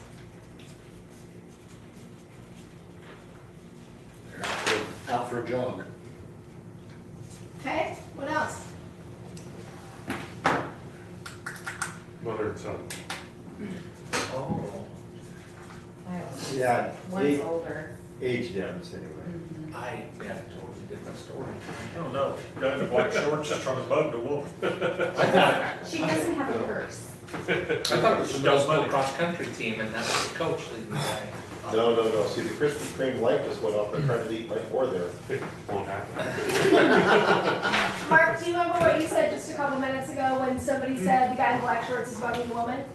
Actually, that was, I think somebody else that said that. Who said, I mean, it was like, it was a low, no, but when you, the statement was I made think it was about. mugging. Yeah, the guy in black shorts. What did you say? I thought it was a cross-country team and she was the coach. You said something different. Well, it fits that narrative, but it was mugging, not mugging. I believe so. Okay. I don't know, was it? I thought. You said, I well, just it's a made very that. different story than I had. Yeah, that's what you I said, yes. Okay, keep going, what else? What are the other facts? At first, I thought it was like a 5K run, but they don't have numbers on it. Oh, good call. That's why I thought So we were they- training for one. Okay, sure. So they must be running for fun, I didn't print the Yeah. school. which I don't understand. Yeah, I put down that I thought it was in front of the middle school. Who runs some sort of There's the school. timer, sorry. And I thought it was a It middle looked school to me like because she was the kids running, in the and right he are was small. walking fast. And the girl on It the didn't left. look like he was I running. know. The way he was speaking. Yeah, the monument there, looks like a school, like, No, that's downtown. That's not a downtown. That's a retail store behind. Okay, what else am I missing? Tommy said running, somebody's running, somebody's walking fast. Oh. What I thought else? so. I said, That's perfect. Well, they're both wearing Brooks, so that means that they're most likely Charlie related. Oh, That they're probably related? Yep. Okay. Now, this one says facts. And she's wearing an Apple Watch on her left hand. Yeah. And he can't keep it. you are such a cop. You've got great And I know observational she's older skills. because we have the same chin. Oh, jeez. I was gonna say, well, it does look like you, Carol. Oh, thank you. It does have some resemblance with it, you know. All right. Who'd have thought? It is me. All right, so there's a pretty good list of facts. Now, some of those, can you prove it's spring or summer? No, Green grass? Could You be don't- why. could be early fall. Could be white, could be early fall. Yeah. Can you prove they're jogging? Either that or have a really funny walk to a gate. Maybe we're dancing. Okay. Can you prove they're mother and son? No. no. But Tom did eloquently say, but there is an age difference, because I wrote that next. Black shorts is mugging the woman. Now, we all might giggle at that, but could you? Better story. You could absolutely put that to that story, okay? Y'all talked about that there were no, you said they're not in a race. I wrote no numbers. That's why I thought they were not in a race. Can you prove that they're not wearing numbers somewhere else, like a tracking device in their shoe, like they do in a big marathon? Right? Straight turn. We did say somebody's running, somebody's walking fast. That kind of gets back that we don't necessarily know, right, what their pace is. I love the Brooks tennis shoes. So they have the same Brooks tennis shoes on, so they have to be related. They just shop at the same store. They might, right? And I wrote down that she's wearing an Apple Watch because that is probably actually a pretty darn close fact. We don't know for sure that it's Apple, but you also said that there's a device, right? There's some sort of device on her arm. All right. What do you assume is happening in the picture? What did you write down what you assume is happening in the picture? I put their training for a race, a marathon, etc. Okay. I put that he's training with mom, and my thought was for school sport. Beautiful. What else? She's probably out for a jog, possibly a gym class.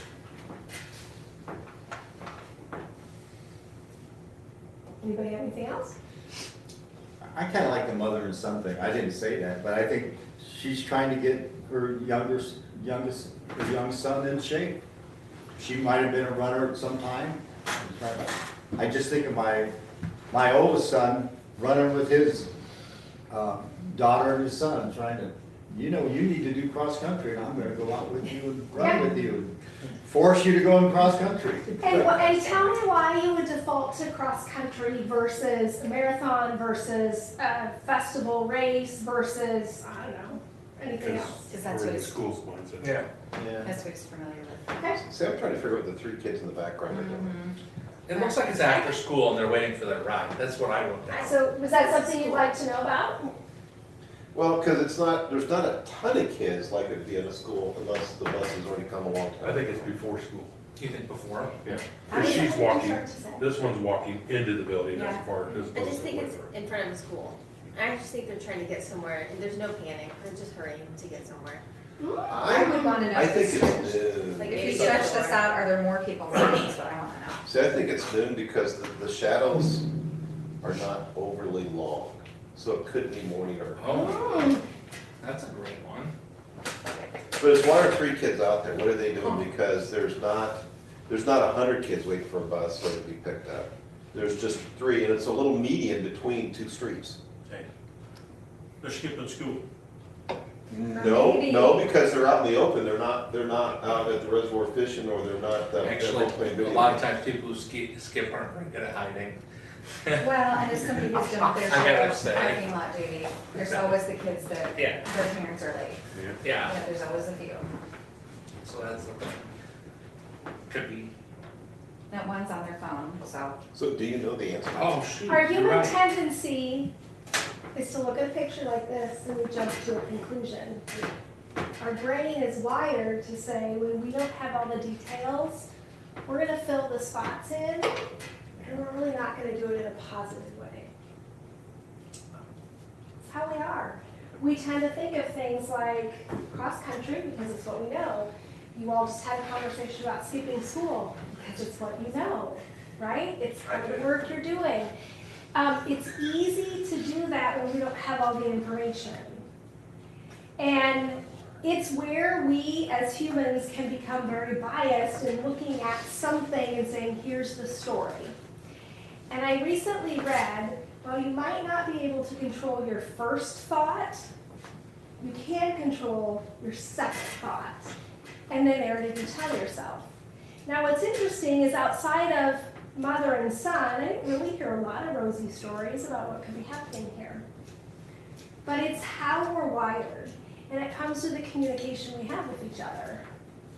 So when I get a little upset because I walked in the door and Mark maybe didn't greet me like I thought he was going to, and I sit down and I'm like, well, Clary's mad at me about something, and I kind of huff and puff about it, I start to create the story in my mind. All because I didn't say to him, Mark, hey, how are you today? It's really good to see you. And maybe he was in conversation with Mike and he wasn't gonna, by the way, he didn't do this. And he didn't want to break the conversation he was having with Mike just to say hello to me. But if I don't ask Mark that, I'll never know the story. But I'm really good at that story I'm gonna create in my head. Do you want to know what's really happening here? Sure. This is the superintendent of Maquoketa Schools. Her name's Tara. I have permission, both her and this young man, to share the story because she shared the picture with me. Tara's a runner. And this young man, when he started in high school, or junior high, and I'm completely blanking on his name right now, I feel horrible, he wanted to run cross country, but he's legally blind. The school district said, we will hire someone to be a guide for him to run with him. So Tara put an ad out, Nobody applied. nobody applied. So Tara said, much like Mark Taylor would say, I'm not gonna let this child not be in the activity they wanna be in, I'll be his guide. And it's really good for me. And when I would say to her, Tara, this is an amazing story, she would say, well, I wanna be totally honest, though, my son's in cross country, this is self-serving for me. Self-serving's my word, not hers. And I said, I don't think so. I'm like, it's still a great story. So in junior high, it really wasn't a big deal. It was a big deal that she ran with him, etc. When they got to high school, the rules changed. And you can't just be a guide runner for someone, even with a visual impairment. So, and she goes, we didn't know that. So we kind of learned our way into it. So they had to register ahead of time. There are certain rules. She cannot cross the finish line. So she has to drop off within so many feet of the finish line, and he has to cross the finish line by herself. Think about what their conversations sound like when they're running cross country. There's a hole, go to your left, and she's in front of him. So she's got to make sure he can hear her, right? What does he have to have complete and total what in her to be able to make this decision? Because he never really sees the finish line. There was a great article, one of the local news channels did a great article, this was I think last fall, and when I found this exact picture, I said to her, I need to use that picture, may I do that, and will you get permission for me? And she thought I was kidding, I'm like, no, there are 1,000 great stories in this picture about what we do for each other, about building trust, about having great communication. At the time the story broke, it was even said that they now have a code word when they want to pass people. Because she can't say, okay, there's in 50 more feet, we should get up and catch the next person. She can't coach him on the trail. And she has to run at his pace and just right above, what his pace is so that he knows where she is. And so yeah, now they have a code word if they're gonna pass people so that she's able to say, okay, this is who we're gonna pass. But that whole part about she doesn't get across the finish line and she has to drop off, then she walks around and she comes to the end of the finish line so she can verbally talk to him so he knows where he's going. It's a pretty incredible story. But if they don't have really good communication, if they y'all came to very different stories, which by the way, thank you for playing along because it's exactly what I wanted you to do for this picture, right? It changes the whole dynamic because now you're probably going, that's really cool. But we took time to find out what the story is, right? So great trust. While there's lots of conversation about trust and how we build it with one another, it's really about our communication. Because if we're not talking to each other, we definitely aren't going to build trust, right? And so thinking about what these two do and have done now for several years, we would schedule board meetings and board workshops around cross country. Because she would literally come running in the door, just about like that, for a board meeting or a board workshop during cross-country season. But it was really important. I don't know if they'll try and hire somebody for that this year or not. So that answered a lot of questions, but now I'm mad at the state. Yeah. Why can't she cross the finish line? Yeah, I think that's an Iowa High School Athletic I know, Association. I'm mad at it now. I'm mad I'm at not it throwing them under the bus either. Yeah. Because if they're saying that's a competitive advantage to have the coach let them across, then let every other kid in the state run blind. Yeah. Yeah, I don't know. Conversation. Woo, yeah. What's interesting is in middle school it was okay, right? I mean, Tara, when I really started to dig into this, and she said she's been doing it for several years, blah blah blah. And Tara is probably the most. She's one of the most unassuming people you will meet. So she would not want the press to be on her in the story. She wants it to be on the student, right? What he's doing. And he talked about in the article, and I have the link, so if you really want it, I can send it to Mark and he can share it out with you. But he talks about, right, how he's gotten better through the years. But Tara said, when we moved into 9th grade, she goes, it was a whole new ballgame of what we were. She goes, I had to be really serious about checking in with him. I don't know if she technically registers as well as how he would register in the same way, but it's a whole thing.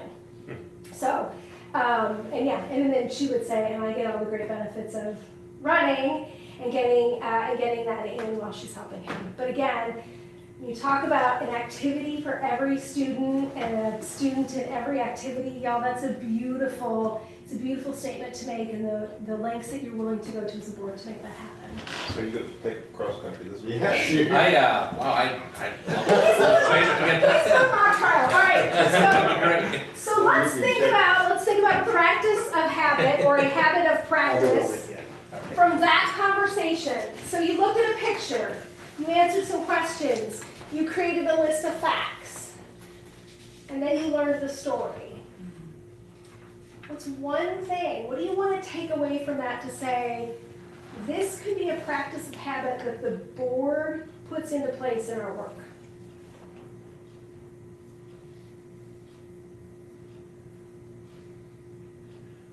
I think we need to be very conscious of the image that we project, especially in a board meeting like this. And I'm not saying that we don't, but we need to be mindful of a professional appearance and professional conduct. And I think we have that, but I think we just need to be conscious that that's always out there.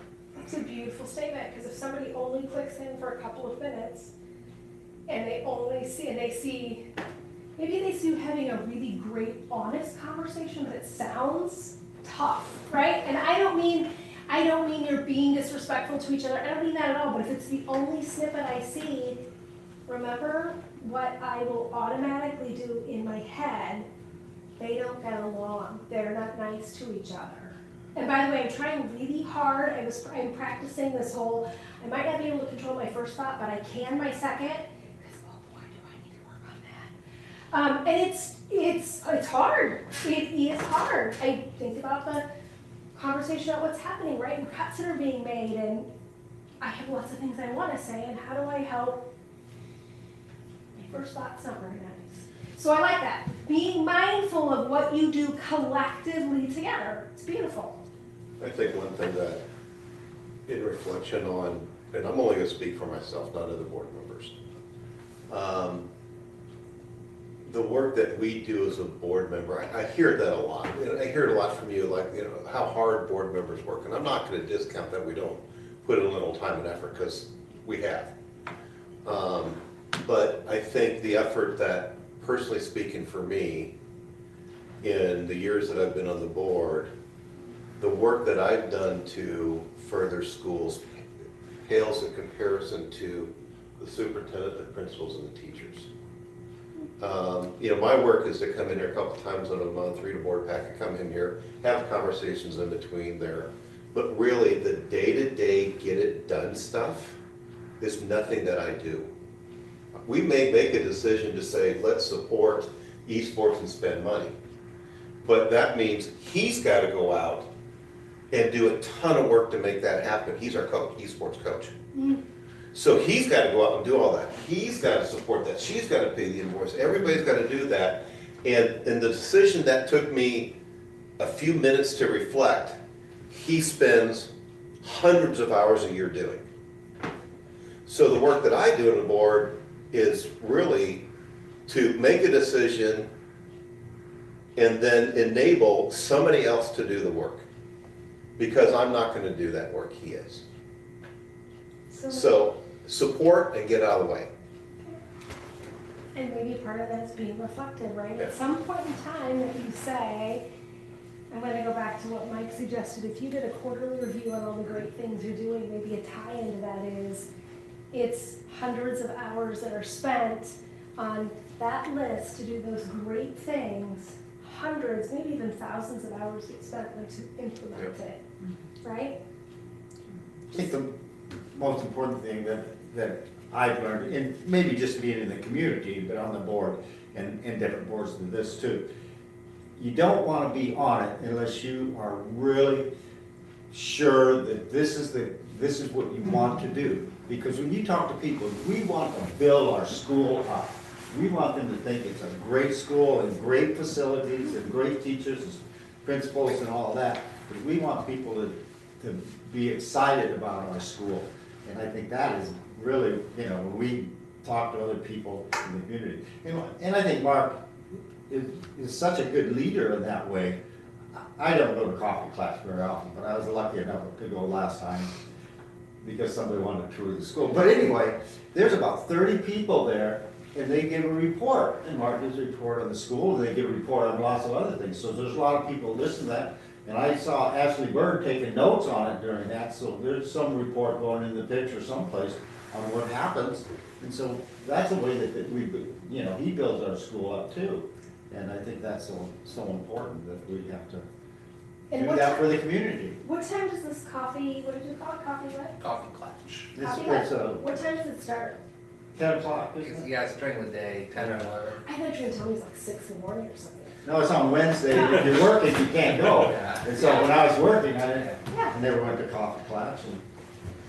All right, so what do you want to put for a habit of practice? You want to capture a couple of things.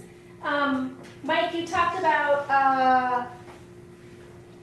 can I say board function? Can I say team function? Does that capture that thought of, because I think it's both what people see and what people hear. Sometimes if you want to do a fun experiment, go watch like 25 minutes of your board meeting without volume. And make a list of what you notice. I do that a lot, and it tells me a lot about a board. But just sometime, for fun, do that. And you'll be amazed at the things that you'll pick up on. Okay, so my T, board function, is that okay? I'm gonna say look and sound. No, I'm gonna say look and see.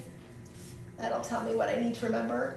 Kevin, let's think about yours. You wanted to say thank you to others who are doing that, who are doing the work. It's more than that. It's our decision as the board is to set a culture and policies, but it's not our job to get the work done. So it's basically lead, but don't get in the way. I'm gonna say impact of decisions. How is that? And then I'm gonna say, ooh, Lead, but don't get in the way. I don't remember who taught me handwriting, but they'd not be proud of me in this moment. Okay, all right, those are good. And if I look at this picture and I think, okay, this picture's our board meeting, but there's a lot of things left out. Had we known the whole story or had more information, we would have had a more accurate picture of the board meeting. So by us adding the information that we talked about earlier, that's going to give a much more clear picture. And I think that would help the public a lot. Oh, I thought, never mind. Are we recording? That's, you are, I can't see. which is why I keep walking over here, so I'm not showing my back to, it's a beautiful analogy, Carol, beautiful, you're right. This is your board meeting, but think of all the goodie that we missed until you got to take a chance to hear the story, right? And by the way, you made a great list of facts if you're thinking about, well, can I pick out what's happening? And until I started to challenge you on them a little tiny bit, the Brooks tennis shoes thing, never would have called that out, my gal. That's, That's yeah, really that was good. pretty intense. That was really good. All right. I want to do a couple of things, and for the sake of time, page 3 of your packet. I know that you all have seen this. I'm not going to, I don't need to, it's really important, but I don't want to belabor it, because I want to give you a couple other activities that I really want you to get to. This is your kind of one-pager on what is the board's role? And I want you to notice that it says, in the T-chart, it says governance, and then it says management.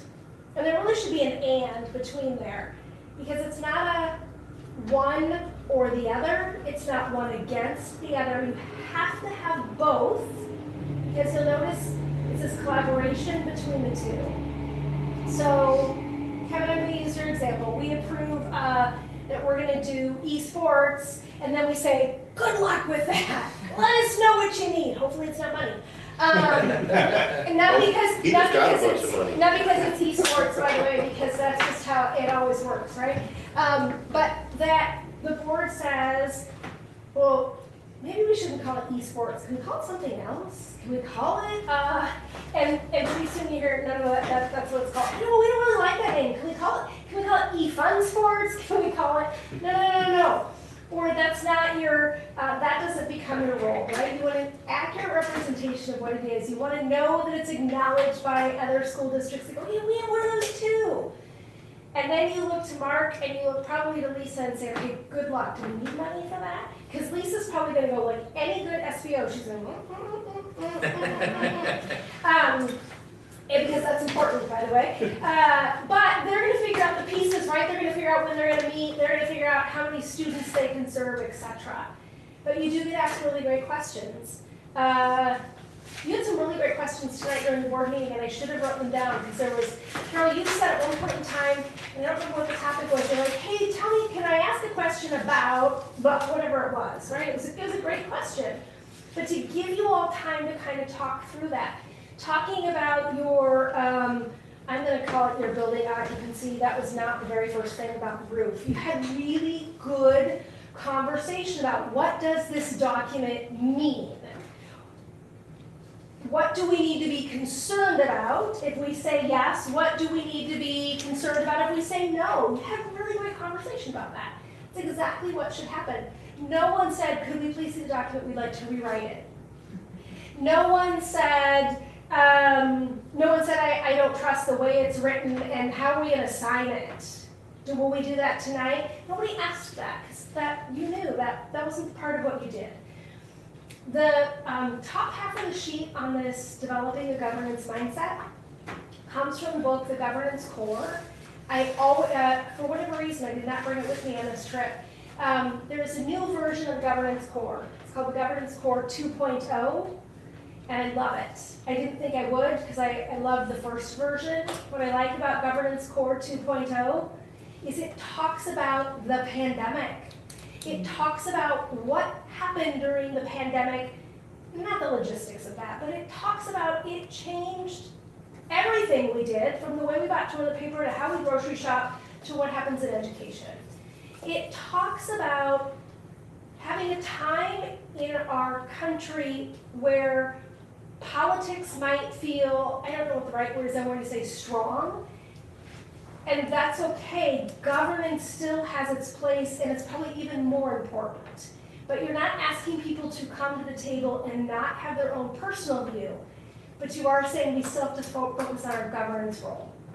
So if you're looking for a good board book, Governance Core 2.0 is fabulous. So there's just a few pieces on there. I also like to think about board, you're doing the what and the why. You're going to look at Mark to do the how and the who. So Carol, I'm going to guess that all the hires that you made this year, that you all didn't say to Mark, hey, I really want to interview all those people though. I need to talk to all of them. You probably listened to Mark say, this is my recommendation. By the way, they've had background checks, they've done all the things they need to do. This is who I'd like to hire. And I'm going to guess you all said something like, you believe these are the best candidates. These will fill the right positions, they have the right credentials. And I'm going to guess you said yes, and you all said, great. Who's making a motion? Okay? All right. So I don't want to not give that a good commercial, but there you go. Let's look at page 4. And let's talk about this one together. This is whose job is it? And I love these questions. Let's start with the very first one.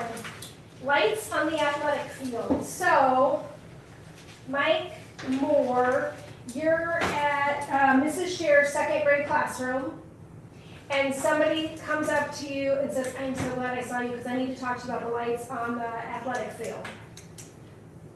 I think we should have the colors each month, a different color to support whatever's happening in the community. Can you make that happen? If you were to look at this little T-chart, or this little chart, you have a couple of options. Is it the board's role? Is it the superintendent's role? Or is it somebody else's role? It might be principal, it might be, you'll notice it says business manager, it might be Lisa, it might be your buildings and grounds person. Mike, if I want all different colors in the athletic field, and monthly, by the way. So in fact, I've already created a calendar of all 12 months. I made it really easy for you. I'll tell you what color I want. And we're going to start in July with pink because it's my favorite color. I would put a check in, it's the board's role. Is that a true statement? No. But we're like tight. I mean, I see you every week. You're correct. But it has to be directed to the Bradley Grounds person first to see if it's even possible. I don't even like that. I mean, we went to school together and people. I get it. Just That's much where, easier if I come to you. that's where you have to start, because I can't make that decision on my own. And that's not a board thing right now at this point. It would have to get brought to the board from either you coming to a meeting and suggesting it, and then we could possibly put it on the agenda if we thought that was the best, or take it to a Grounds and Grounds supervisor, and he can speak with the superintendent, see if it's even something that we're able to do. Surely somebody agrees with me on this, because mine doesn't always talk about pink lights, you guys in July, it'd be awesome. I do agree pink lights would be awesome, but I can't make that decision. All right, Political. it's a beautiful answer. Let's look at the next one. And by the way, this is not a political statement. Mark can confess, I can confess, Mark knows we just talked about this. So in 2005, the state came out with a straight across the board 5% budget cut, and it was sort of similar to what y'all talked about tonight, except it wasn't in 2 days, it was like in 3. Done, there's just no funding. When that happens, what's the work of the board? What would be specific action board that you might take at the board table? Or you could think about tonight's conversation. to approve the cuts that the superintendent brings to us. So you're gonna say to Mark, good luck with that, Pretty much. bring us a And recommendation. Lisa. I was gonna say, and then we're gonna slide over to that last column, and most likely Mark's gonna go work really closely with Lisa to go, okay, how are we gonna do this? Because even tonight, what you talked about, you can't cut out enough paper and pencils, right, to make that kind of. They're gonna have to make the hard calls on what's best for kids and what's best in the buildings. Because I don't have the data or the ability, the knowledge to say that this needs to happen in Lakeview, this needs to happen in Howard, this needs to happen in high school in order to come up with what that 5% is. As a board, I have to rely on the superintendent, who is the only employee we directly supervisor, and Lisa, the SBO, to give us that information. And then we have to come and say, no, I really don't like cutting this. Is there something else if we want to push back on something? But it's really for them to bring it to us to make that decision. It's not my job to pick areas. No, the only time it's our job to pick areas where to cut money is value engineering on a construction project. Other than that, they really need to bring it to us. We kind of had something like this. It was our first or second year on the board. Are you talking about the signs? No, I'm talking about the Music, band. the band director, yeah. Yeah, so, Who's our band directors? so Yeah, it's true. all of a sudden, we hear in the community that one of our band instructor positions has gotten cut. And we as a board do nothing about it at all. Yeah, it was cut without board knowledge. Yes, so we had something like that. It was a retirement. Yeah. Oh, No, it wasn't.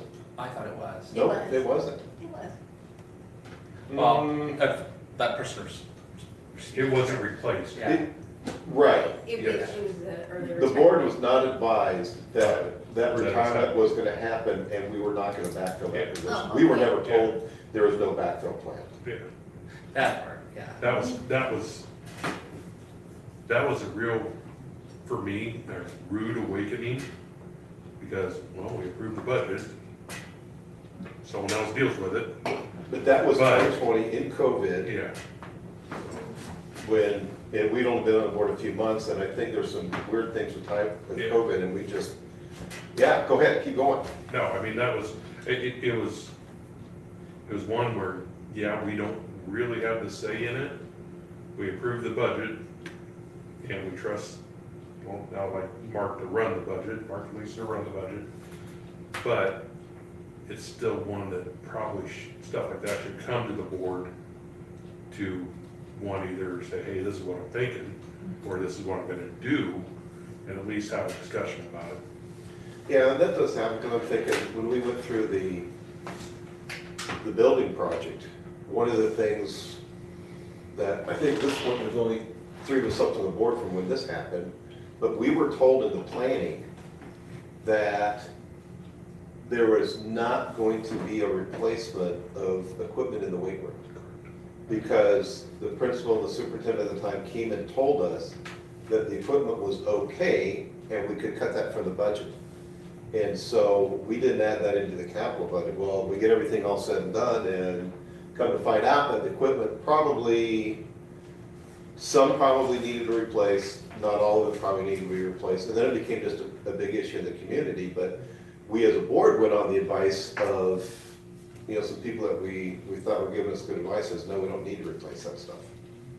And so decisions will come back and get you both ways. And sometimes it's hard to find that place of what is our role and what isn't our role, right? I'm gonna guess that now when you look at a list of retirements, Mike, one of the first questions you're asking is, so we're backfilling all of these, right? Right?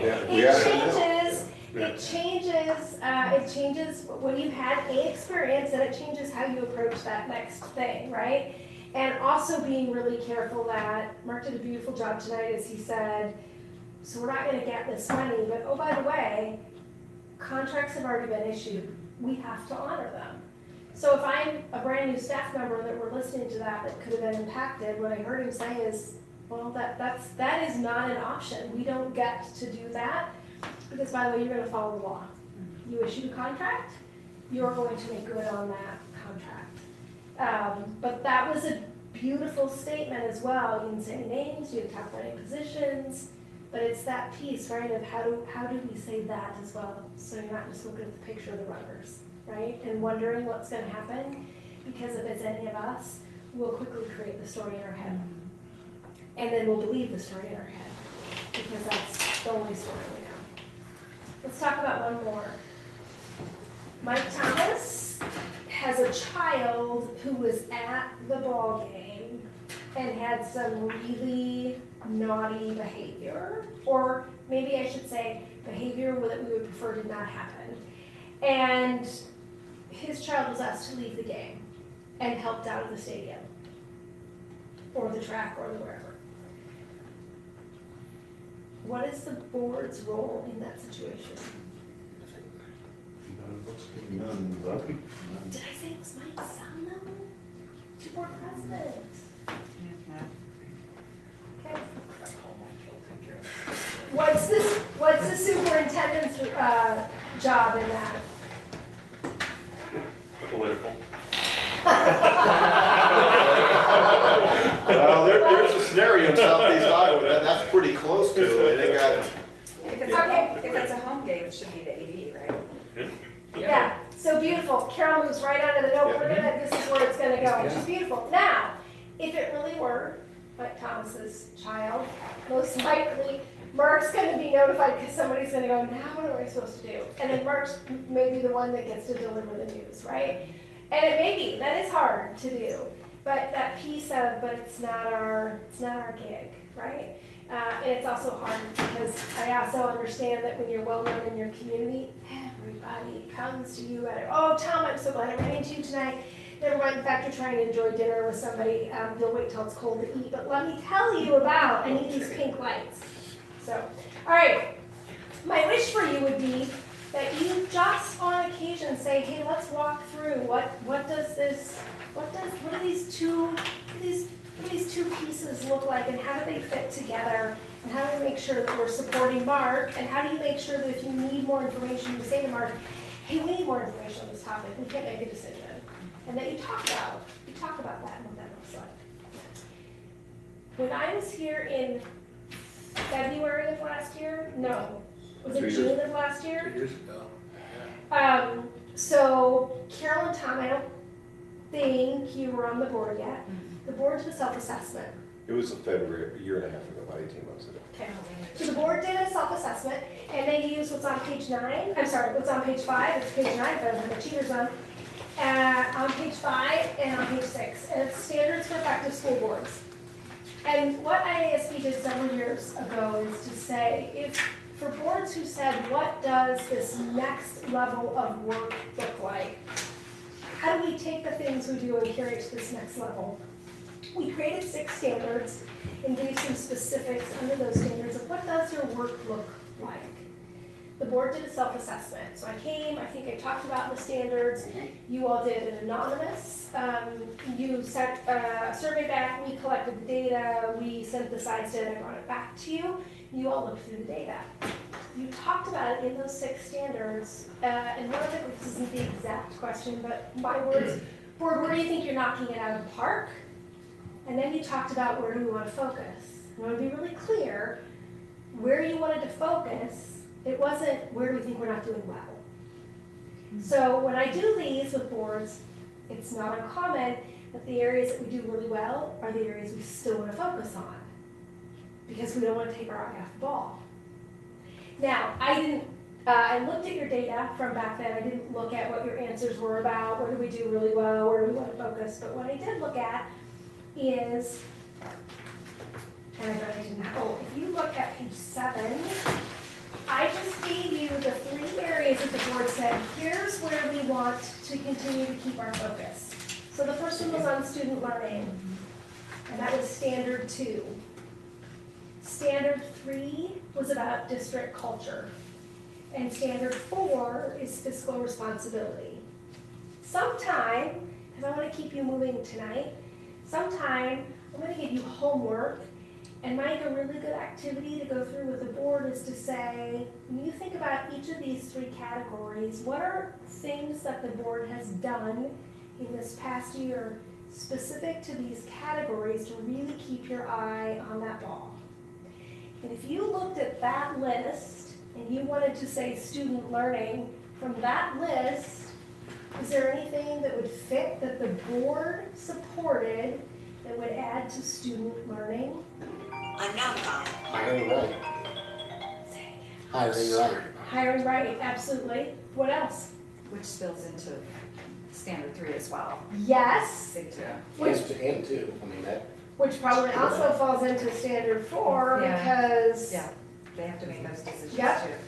So hiring right, Derek, that's an excellent one. What else?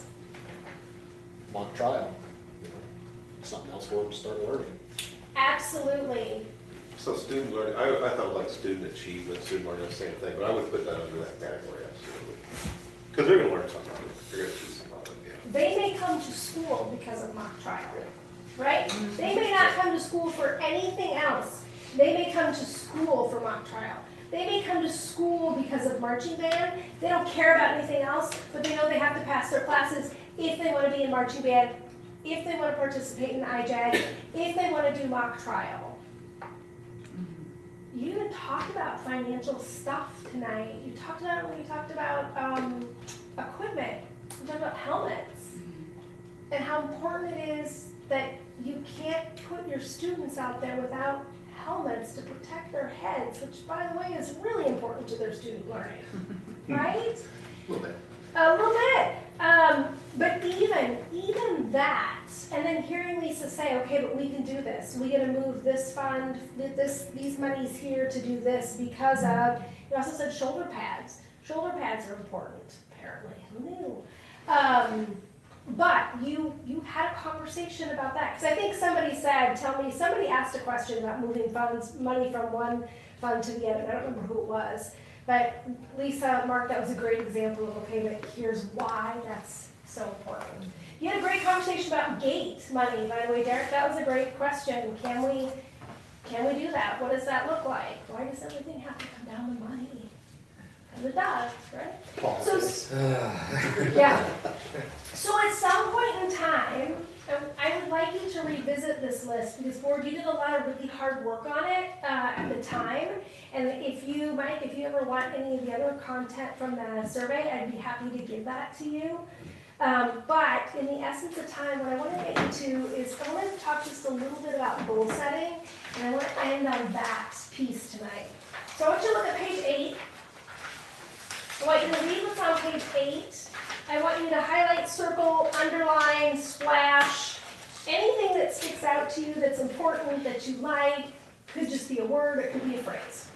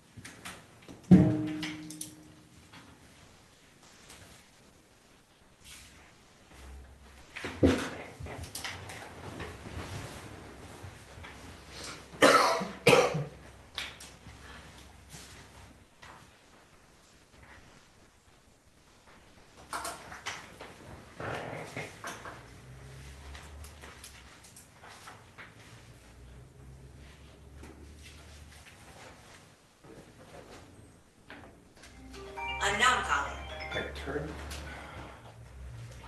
that radio off and did. You know, if this was rotary, we'd find me $1 each time the phone rang. He said $10 each time. Put it to the side of the community schools. I'm back that time of money. We're making back that title money. $1 at a time. Oh, that type. What did you highlight? What did you underline? What sticks out to you? Setting and sustaining the direction. It's not executing the direction, we set and sustain it. Beautiful. Decisions made by the board here will have a profound impact on the success of the district. And it might be long after you all are not sitting around the table. Quite true. How impactful is that to think about? Think about how many students will go through all of those new buildings, all of that cool stuff after we've all are long gone. What else?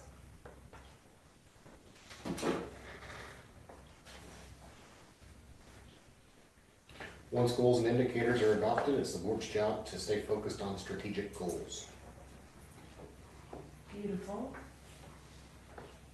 How hard is that to do, how easy is that to do when you get news that you have a big cut of some sort coming that you can't control? Well, it's Well, I think one of the things though that even with this, right, even with this cut and stuff, our 5-year plans that we've set in place and are, you know, for different things has made it to where, you know, for our financial planning, we know that we can make this work. And even if you can't make it work exactly how you thought, you still have a bit of a North Star, right? And you can say, okay, so this shifted a little bit, but if we said student learning, student achievement, student success, if we said that's really important, okay, Mark, figure out how to make all, and Lisa, figure out how to go stretch that money, do whatever you do, but that is the most important thing. Well, and I think there's a couple of things that, and I don't think we did it tonight, but we usually start off every meeting with the board mission statement. And that's something I got from the ISB when we did that up, the president's deal in Ankeny a couple years ago. And that's why we bring a kid in here, Well, we have a student representative that comes in and talks about some things, and so that's a practice that we started so that the people in this room around this table making decisions, remember that we're making decisions for kids. And it impacts their lives and the teachers' lives on a daily basis, and we just may make a decision, move on, but we want to keep that and those that statement of those individuals as part of this, because that's really who we're here to serve. What else?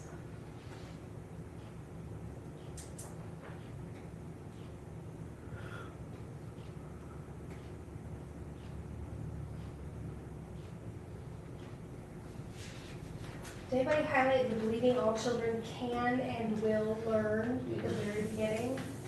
I noticed how that blends well nicely with our first paragraph mission statement. They're connected.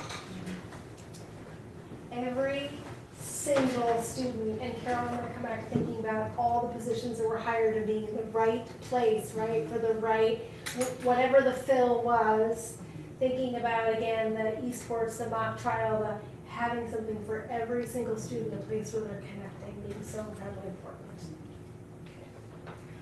And then, one of your last activities tonight is page 9. Again, I want to be really clear, you're not committing to anything tonight, you're not creating more work. This is a little bit of an opportunity for you to do a little bit of dreaming though, if you will.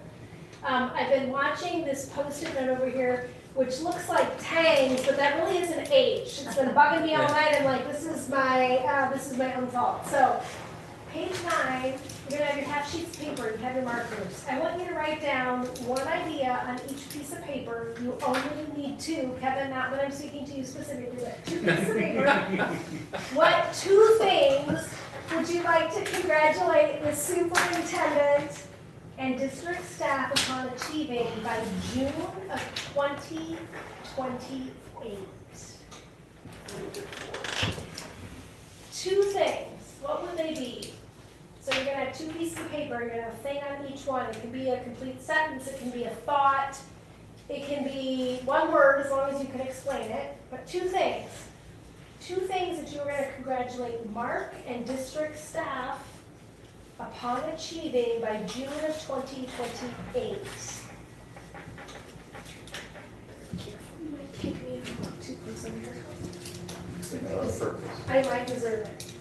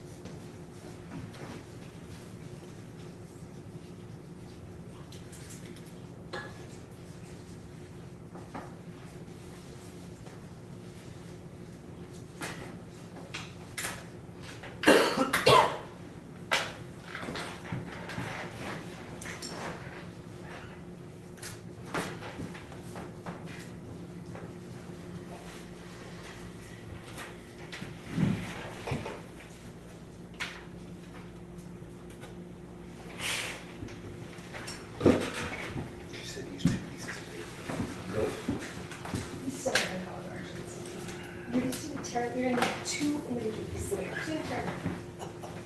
Nope. No, don't take them up yet. Don't take them up yet. We have another task to do. Sorry, Derek. See, there, I told you. Oh, Together. Derek was trying to be the overachiever. Let me read this. I didn't know she was singing.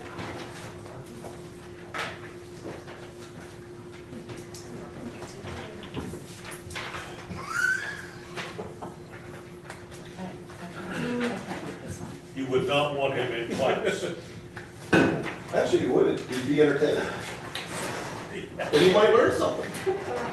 She's learning something. Okay. Will you write your second one on the second sheet of paper, and if you need to get it, Just gotta be able to start answering it right. Hold on. I got it. Oh, here we go. I had a lot of extra. So you want the second one on the second? Yeah, or even, maybe you can tear half it'll work if you want to do that, so you don't have to write. You want me to tear it in half? If you want to, just so that we can, because you might need to move them around. I can do that. Whatever.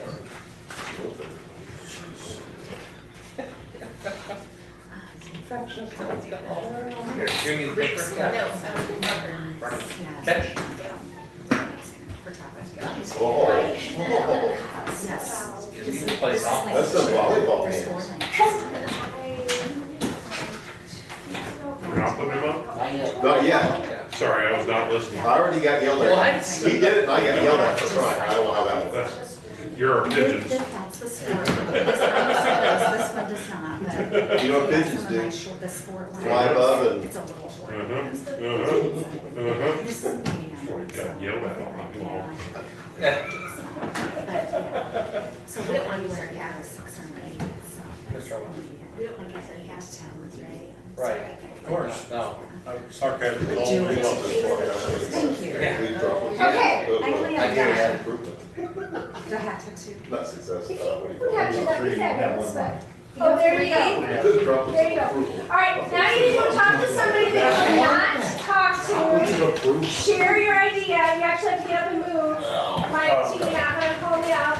You're gonna share it, and when you're done, Oh, no, dude. Oh, I already got it. No, you got big elbows, you're too close. Don't we need a group of 3 anyway? Oh, Kevin. if we have an odd number, if you have an odd number, we need a third, a group of 3, you can do that. You're right, Brian. Where you going? Yeah. Right here? I'm Yeah, right. Stephen, All right. Cobbs. Yeah.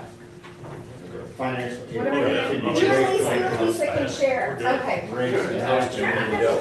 I just steal. Comment briefly. Right there. Yeah. We're like, we just became best friends. We're like, you're close.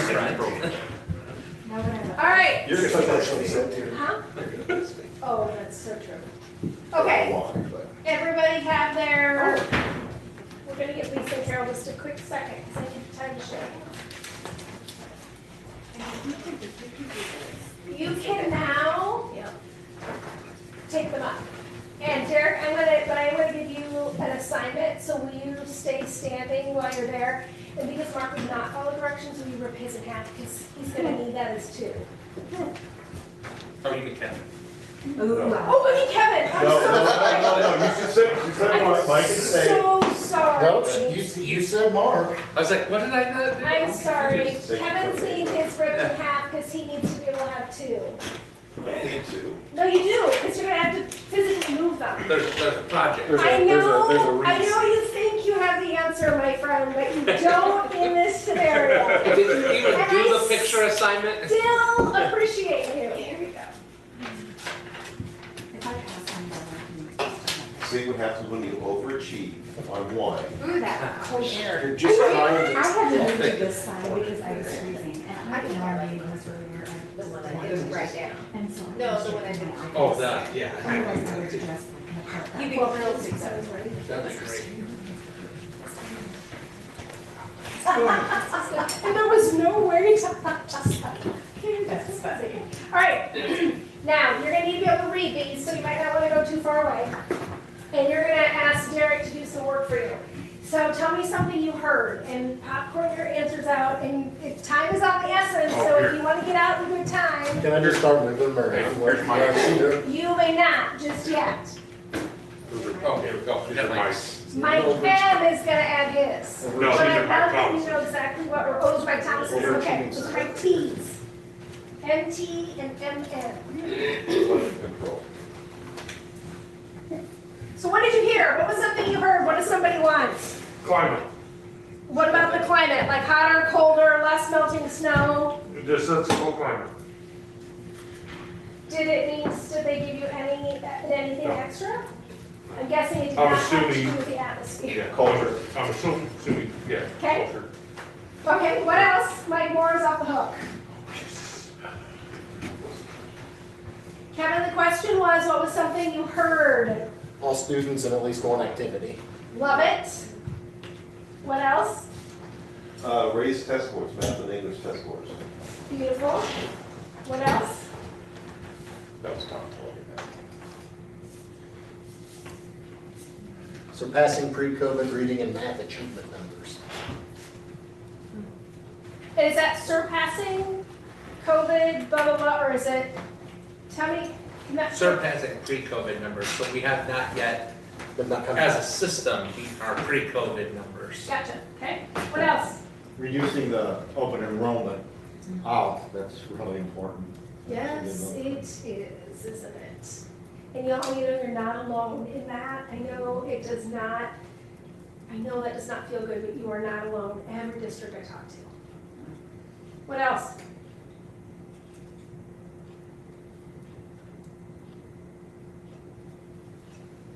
What's in the pink lower hand column? Decisions made in the best interest of students. I love that. Derek, do you see any themes? You're sitting the closest. Oh, yeah. I thought that was good. Now, Derek can't move anything, but you tell him to move something. He's our puppet. So if you tell Yeah, just him, watch your hand. Masters. if you tell him what to move or things that might be similar to group together, which by the way will make the activity go a little quicker, what would you group together? There's a whole bunch of achievement things there, like scores things. Not to self-advocate, but the reason I put down reduce open enrollment out is because we've done all of these things to make this the school of choice Yeah. in the area. And so by that, we should have, there's a lot of subsets to all that. So I just picked the most high level thing I could in that one. That's smart. So you can put mine with however you want to. But that was. So- the intent of that one. Yeah, that could be good. That could go into that achievement one. And raise Raise math and math. English scores, that goes with that.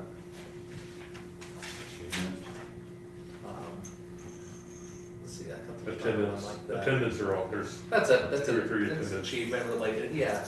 Or at least That it's outstanding predictive. That outstanding state report card. Yeah, and that kind of fits with the achievement and the attendance. Okay. yeah, sorry, that's the outstanding state report card. Oh, Yeah, So that would fall under your open enrollment, state report card. State report card is mostly based on attendance and achievement.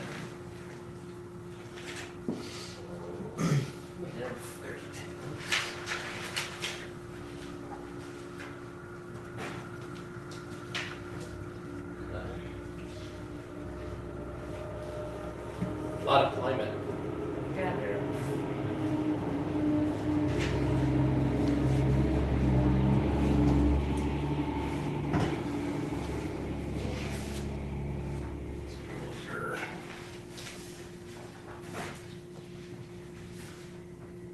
Grad rate would be an item attached to like attendance and school report card, or the grad rate is on the school report card at least. Lowest absenteeism area. What does area mean? Our surroundings, the school districts surrounding us that kids are open enrolled to. Okay.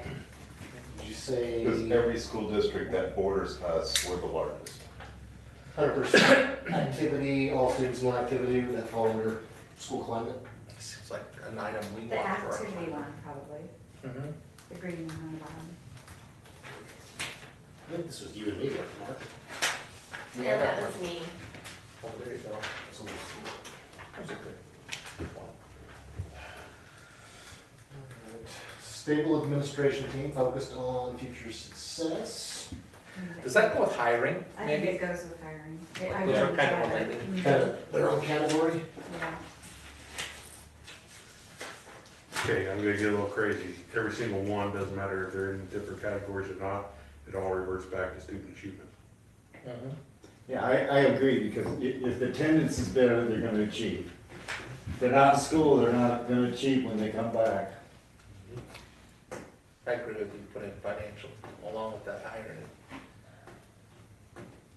So you're gonna have to talk about student achievement and culture Decisions and the being best two of the most Right. important ones, and they I went think hand in that hand. goes, yeah. Yeah. Kind of, It that hasn't does all of changed. it. The goals have not changed.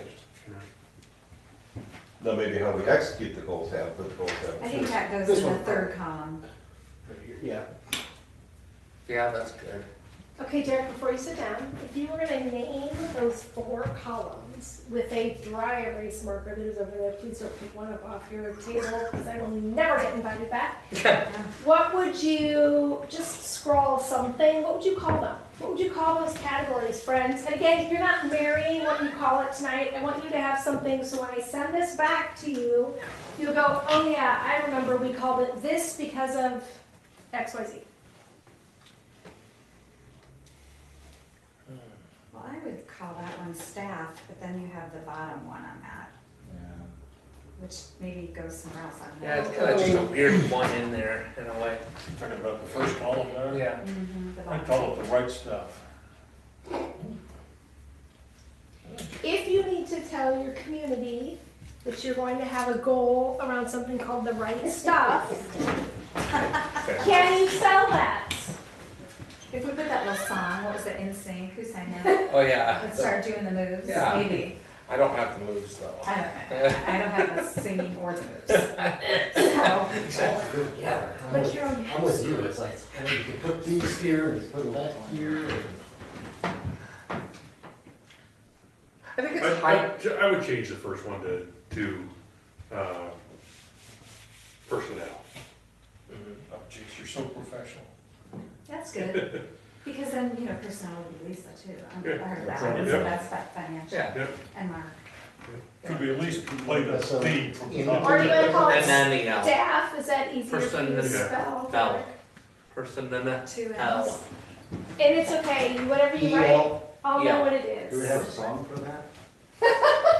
You might have to create one. I do not have a song for that one. Human capital, Yeah. human and emotional capital. Okay, what's your next one called? Climate. Yeah, that, it really Culture. fits. Climate, culture. It Yeah. is. Culture. Tell me, tell me Climate what. short term, culture is long term. Then you have the culture club, so you could go on with some. Yeah, we could. Yeah. Or carbon community. Mark, say that again. So climate is short term, culture is long term. I'm pretty good at coming up with songs. Okay, so if I'm not happy with the decision that's made, that culture or is that climate? Climate. Right, short term, right? It's the, I did not know the difference. mhm. Culture? Climate. Culture and climate. Why not? I don't think we can control climate. Correct. We Actually, can help control I would that. argue that we have a larger impact on the climate, and through impacting the climate, we build a culture. That's the way I would say it. And that's kinda how a lot of the writing on this is, and at least in educational leadership. So if you wanna change your culture to a positive culture, you fix your climate. You make them feel good every day. Yep, and you make it acceptable to be the people who are doing the right thing, and you make it hard to be the people who are doing the wrong thing. Dude, you're doing a great job. You do rock. What's the next one, friends? Numbers. Add the numbers. Student achievement. Yeah, I mean, all that impacts students. Yeah. Student achievement? And I'm gonna I ask really- you, do you want student achievement or do you want student success, or is there a difference? And you're not marrying it tonight, I know I've said that multiple Success, times, achievement. but Let me think on that. That's an Actually, I like interesting- success better because to me, I do too. achievement sounds generic and like, No. state level achievement. Success has a positive outcome. Yeah, and we know the grades are not the only thing that's important.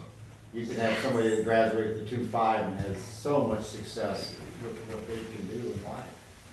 And it doesn't just have to be academic. okay, what's the last one? ISF, increasing grades, surpassing pre-COVID reading and math, raising math and English test scores. Oh, I guess that kind of fits with that Academics. other column. Expectations. I think that's all academic. That is how schools are rated though. Right, but I was gonna say, it's almost like those last two columns fall Could under really- that same category then. The way we worded the previous category at least. There it goes. All right. So friends, you just ended up with personnel, climate and culture, and student success. If you focused on those three things for the next 50 years, what are the great things to focus on? So we replaced financial management with personnel, what we did from a year and a half ago. Well, first, let me come back to that. If you focused on this for the next 50 years, Oh. those be the right three things to focus on? Yes. Probably focus on those three things for the next 100 years, right? What you do, the physical stuff that you look for work to do under those will change from year to year. Some boards will say, Lisa, I'm sorry, let me say that first. Some boards will say, well, I don't know, she may not like that, she may or may not like that. Some boards will say, we're not going to call financial stability or finances out as a separate goal because we know it touches every single thing we do. And we are going to consciously say finances ties into each one of those things. It's going to tie into your staff, it's going to tie into your culture and climate, it's going to tie into your student success. That's interesting. I feel like that's been a shift for us over the last 3 years. Since we did the work with you to now, I think early on, it was easy to focus on fiscal responsibility and all that in a vacuum. Yeah. I think this is just my Mhm. assumption on why we focused on fiscal stuff when we first started this. Right. The board members that were here prior did not have a lot of good feelings about the financial situation and how things were, not because of, Right, yeah, yeah. there was a lot that Because the we committees. didn't know. But Because it's it's interesting, because we have grown, I think, as a team in that 3 years to where we recognize that the fiscal is always there, right? But we're thinking about the impact on students, and if we do this, that takes away from that. And I think we've shifted our thinking as a team at the table on that. I think my first workshop that I came to work with you all, I think you were just getting ready to cash, for lack of a better word. You were talking about bonds because you had Matt Gillespie and he was on Zoom, I remember. And it might have been top of mind in a different way, as well. So when you're talking about, we're either gonna run the bond referendum, or we've just done it, we're successful, now we've got a gigantic pot of money and we have to spend it wisely, right? So you may have also been in a little bit different mindset. Most importantly, not just so that my friend Lisa still likes me, but you won't ever get away from not focusing on your finances. You don't in your personal life, right? I mean, if you all are going to the store and buying whatever you want, whenever you want, please invite me along, because I've got a little list. But traditionally, we all have to like think about, right? We can't maybe buy furniture for the whole house, but we do it room by room, right?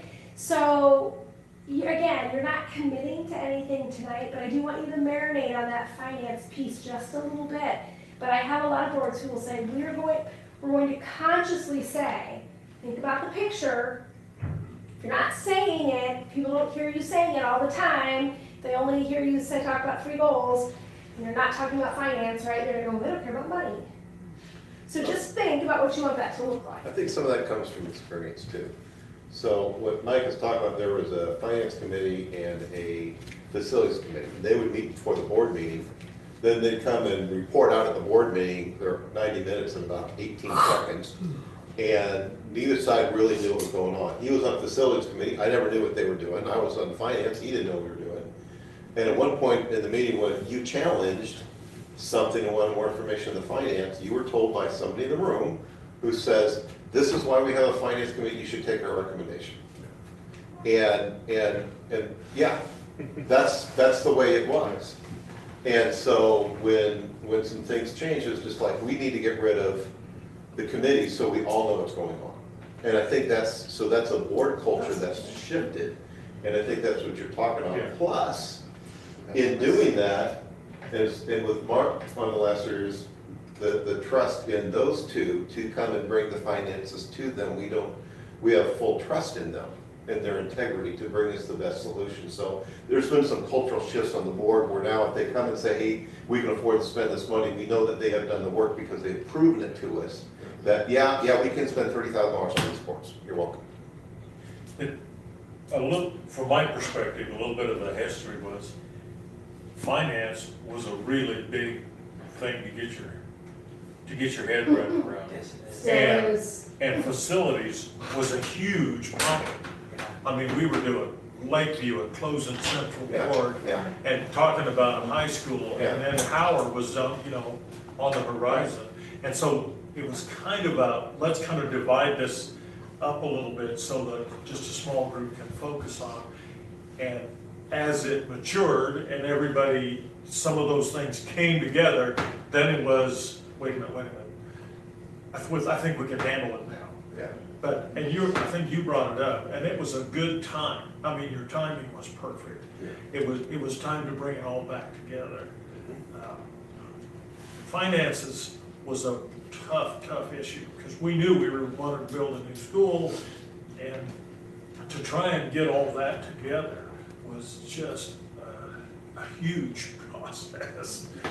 And this board is the best one I've been on, because we all seem to understand everything now. I mean, there's always something to learn, but yeah, we got some things behind us that we don't have to worry about anymore. And now we can get back to things like student achievement and climate, whereas before it was. Model U, nobody said Model U in.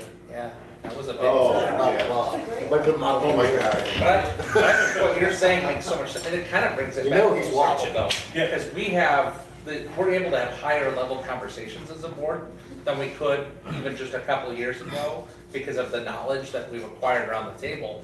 But then it comes back to how does our public know what it is we're talking about and why that's a big deal. So it's giving that description or that explanation as we go through these meetings. I'm glad you said that. Kind of how does our public know? Right. Yeah, how does our public know? One thing that is very important that I think we need to remember, because first off, we don't know getting rid of the acronyms when we're talking about things. Getting rid of the MTSS, what's that stand for? The ABC 1, 2, 3.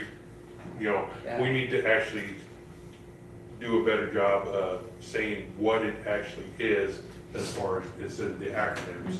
So, just like every profession, there's acronyms and. But I think Julie's gotten really good at that when she reports out. Yeah. She'll stop herself. She's gotten a lot better at helping us. You know, to talk about a former board member, I think a legacy that Bob left with our board, it was a lot on that acronyms issue, because he was one who regularly encouraged, like, no, don't use the acronyms, let's use the words. And I think that's a really big deal to think about where we've been and people who have gotten us to where we are. And remind each other of that, so if somebody uses an acronym at the table and it's the first time of the night, like, hey, remind us, what does IJ stand for? Hey, remind us, what does Model UN, what does UN stand for, right? Just even the things that you may be like, doesn't everybody know that? Who haven't said it? I think that is huge. I also think you might want to think about a practice of how to practice, thinking of the things that you are lifting up is, what does your own growth as a board look like? Because you just talked about some beautiful pieces tonight, and even to be able to say, or maybe you don't do it every quarter, but maybe you do it once a year, or you talk about what's something we changed. Well, you know what, we don't have 2 independent committees anymore because the board doesn't need them. At the time it was created, senior board member, somebody speak up, it was for blah, blah, blah, blah, blah. But you know what? We don't need that now. We can work as effectively or more effectively without that. It's also a beautiful thing to highlight. And you might say, well, the public doesn't care. You all get to verbalize that, right? It doesn't take very long, but that could be a beautiful habit of practice as well as talking about that learning piece. Now, when you look at page 10, so I can get you all out of here. This is for the visual learner like me. This is what your long term is looking like. And Friends, it doesn't have to be this exact thing, by the way. But you'll notice I put your mission statement, which, by the way, you didn't say all students will learn. You said all students will learn well, which I really like. So there's your mission statement. You just really identified your 3 long-term goals. So that very top bucket where it says A, B, and C, that's that really high level, here's the thing we're going after. Now, if you're like me and you came from a background in the private sector and it's got to be a SMART goal and we have to know by when and all the things, I agree with that. But if you were going to go out in the community or I were your backyard neighbor and I'm out watering my plants and I'm kind of crabby one night and I say, so Tom, I hear that you did this 6-hour board meeting and they brought in strawberries and pineapple and that you took a break and there was live music and what in the world did you even do during that time? And you might say, well, actually, we didn't do any of those things, but I did have a slice of pizza, but we did our goals. Tom, I don't know how your memory is, but mine is like, I need the shortest, easiest. I could say personnel or staff, climate and culture, student success. I could like rattle that off and say, those are 3 really big key things that we're doing. Now, your grouchy neighbor, Tammy, may still say, well, that sounds like, how do you know you're doing it? Like, what are you going to do? You know, we're still working on that. But high level, what I always want to remember when I sit down at this board table is what are we doing in the realm of student success, and what does that look like? Carol, yours is at the top right where it says, that's always for the best intent of every student. So those are your 3 buckets, or big rocks, I like to call them. Then you look to Mark and say, if we said those are the things that we always want to do, which by the way I'm guessing is kind of what you want to be doing, Mark, would you create some specific goals to say, what is your work under those areas? And I would say a couple of things under each one. Please don't do 50. Please don't even do 10, right? Laser focused. What is it that you want to do? And then I think to help the board understand, so I'm going to make one up under student success, and then I saw a lot about ISAP reading scores. So let's say, I'm just making this up. Let's say that Mark comes back and says, we really need to focus on our 3rd grade reading scores. So by the end of 2028, we're going to be 100% of students are going to be reading on or at grade level in 3rd grade. Okay? And maybe they already are. I'm just making that up. I'm going to drive back down here and high five every single one of you if you agree to a goal that's 100%. Because your mission statement says, all students will learn well, become lifelong learners, doesn't say the students who can read. If you're not willing to say 100% of students, and if you only want to say 93%, you might as well go pick out how many of those kindergartners that aren't going to make it and just tell them to stay home. Because you're just going to focus on the ones that are going to be successful. That also means at the end of the year, when Mark brings you data back, and he only brings you 85%, how do you react to that data?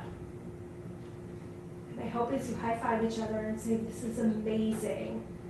Mark, what do you need from us to go get that next 15%? Right, 85, 95, yeah, that's what I'm saying. But how will you talk about that as a board? Because that comes back to that piece about what is it that you're going to say? And by the way, it's really, really hard, my experience is it's really hard for boards to say everyone do 100% of anything.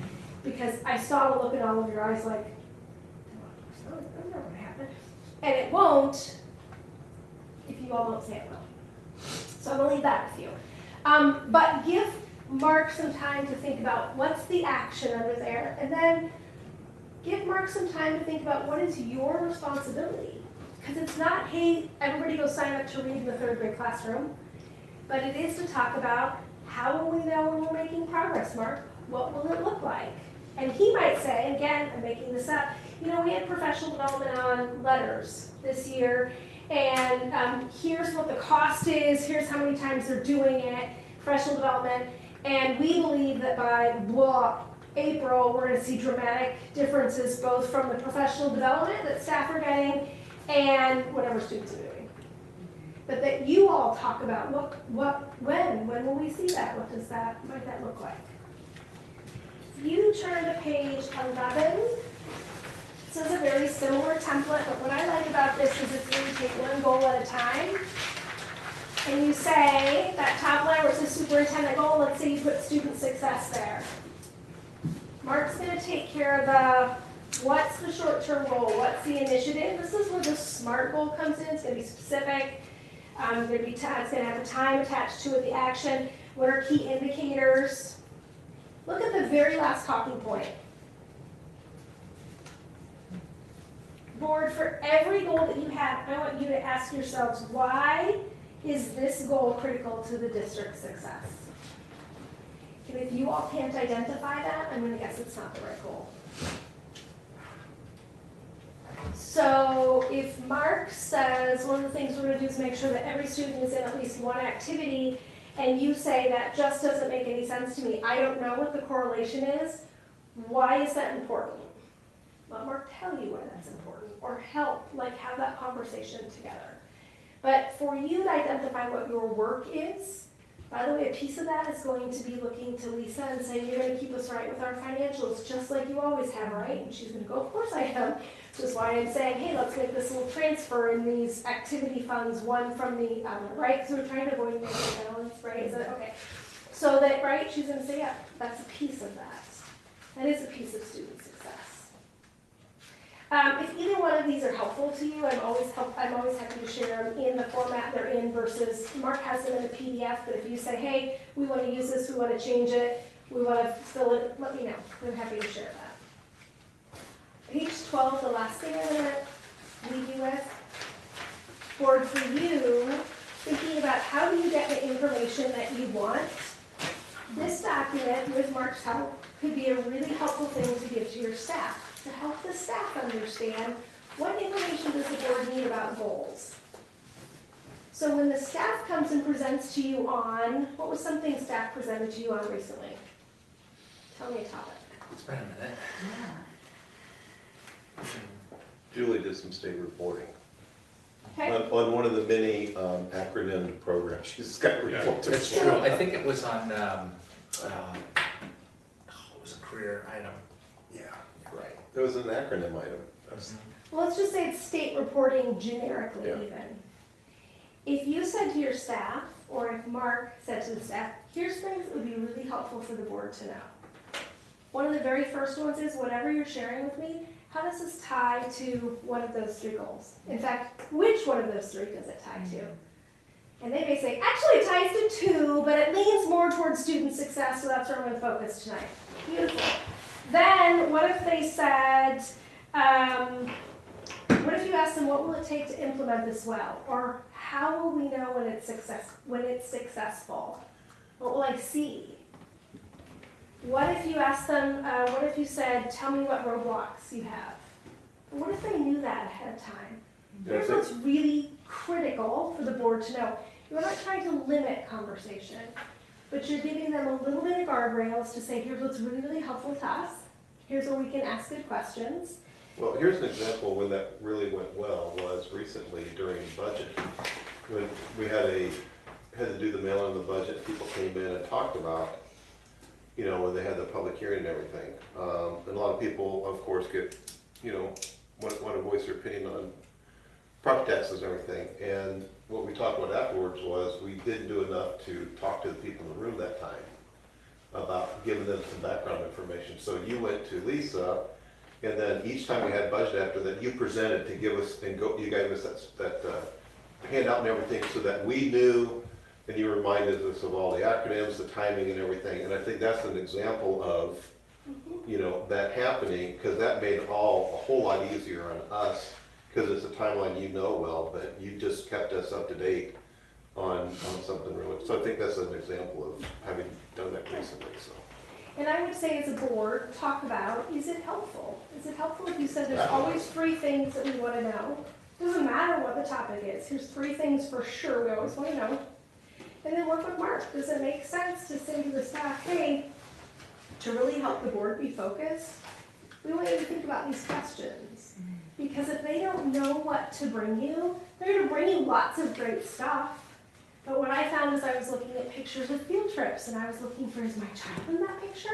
Or I was like, that looks like a cool project. And it was all really great stuff, but it wasn't at a steering level. It wasn't that kind of content that you talked about. So helping guide them could also help you with an efficiency of your time that you spent. Not that they're not efficient today.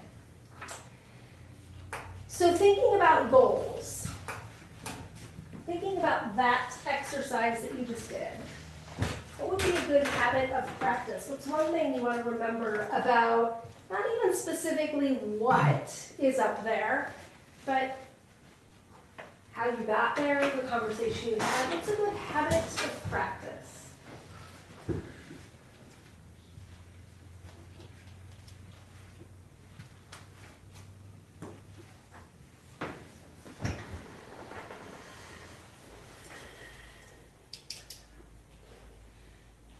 I use my teacher wait time, but now I can't not talk. I think keeping these things on our mind as we're doing any random thing.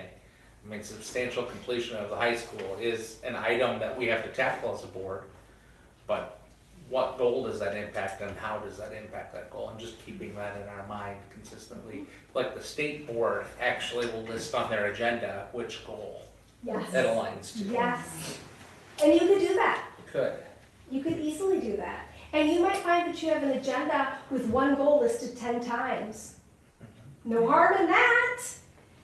How many people go look at your agenda from time to time? There's one more touch point, right? If your mission statement's the top, even if you just, maybe you even number your goals or letter them or whatever system you want to use.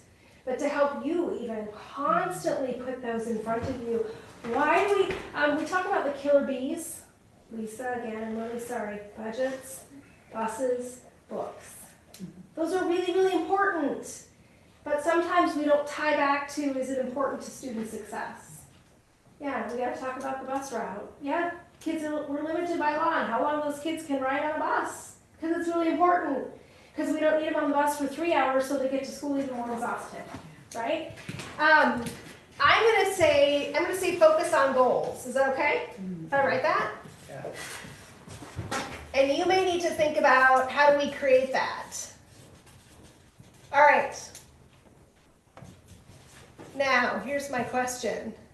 I'm gonna ask you to write a letter to yourselves, because I don't ever leave without doing that, because you just gave me a hard 2 hours. If you go home and you do nothing different, if you come back to this table in a month and you do nothing different, that's a total waste of your time. What I want you to think about is, in all the conversations we've had tonight and all this stuff, what is something that you want to be reminded of in 30 days? You're gonna write a letter to yourself. I'm gonna give you a blank envelope. You're gonna put it in the envelope. You're gonna seal it and not reading it. And in 30 days, you're gonna be a little freaked out when you go to the mailbox and see this letter in your own handwriting. And be like, what is? And then you're like, oh yeah, now I remember. And you're checking in with yourself. So I don't want to know anything that's there. If you want to email me in 30 days and say I read the letter, you can. But it's a check-in for you. Before you do that, selfishly, I'm going to ask you to go for a takeaway from tonight. What is something that you would say, yeah, you know what, this was an important conversation we had. It was really helpful when we talked about X. And I'm going to let you popcorn the answers out. And it goes a lot faster if you popcorn the answers out.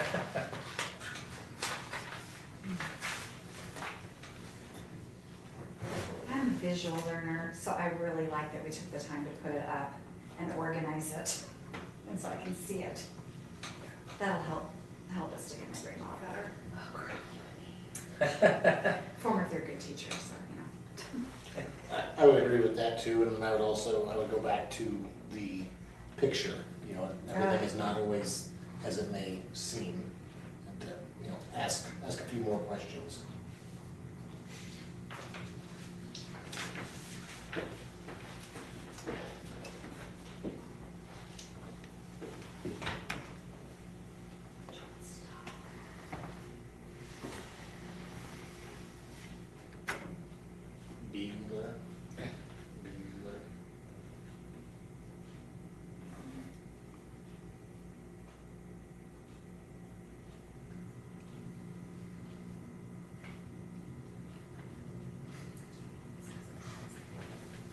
Such a big weight. We just need to keep a focus on why we're here. And our job as a board is to support Mark and his team.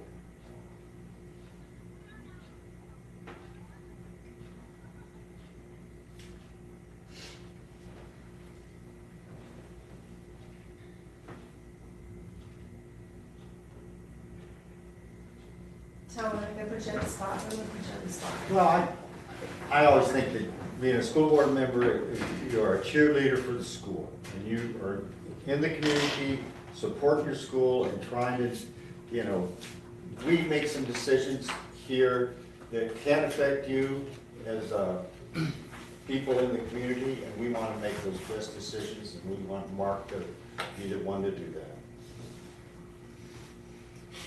And love that we want to make the best decisions, and love that. We kind of like Mark. Yes. I can see why. Yeah. Mike Moore, what do you got for me? Whoa, Ooh, last name.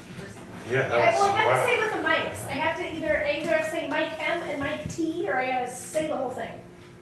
So, okay, I have something, but rephrase your question for me. So what's the takeaway from tonight for you? Well, so this, every time you're here, this gets me enthused even more. I mean, I love being on the board. I love it, but it gives me higher hope that we can do even more. So, I love that. yeah, yeah. You know, Carol and I went to the one over in Sheraton, wasn't it? Yes, the We group went was. to. And I guess every time you do something like this, you get fired up a little bit. You just get a little fired up, so that's important. It's like I a mini appreciate what you convention. do. Yeah. You all were there, it was the day of the Perry shooting. That's how I remember that workshop. We debated whether we were gonna do that workshop or not that night. Okay, Mike T. I want to increase our viewership of board meetings by interspersing 30-second commercials. Just like they do on TV. The commercials would feature a student, an activity, something that showcases our school. Okay? I can take a 30-second commercial break. It sounds weird, I know. It's not a part of a public meeting, but I think, I know when my business has a 30-second commercial, people look at that. Because they're gonna gain information, they're gonna see somebody they know. It could be funny. And like I said, all you gotta do is invite the tumbling team or the dance team, and you got a crowd. Yeah, that's good. As you were saying that, remember the first thoughts I was thinking, when I'm like, yeah, I get totally annoyed with Netflix when I don't have the paid version and I can't fast forward through it. I know you finished the sentence, I'm like, oh, that's brilliant. I know a district that will run a feed before their meeting starts. I don't know if they do it 5 minutes before but they do that exact thing, right? Or they'll highlight different things, or they'll talk about the softball team, or that could be another great way to do that, and again, get. And I was thinking earlier, when you talked about the acronyms, having the ticker go across the bottom of the screen. Or like back in the day, MTV used to Yeah. do the little. Cameron, you paying attention, because we're Yeah. still putting to work. I'm trying to think of how you could even do that. Did everybody get, Mark, did you get to share something? We get a pitch. Did everybody get to share? Lisa, do you want to share something?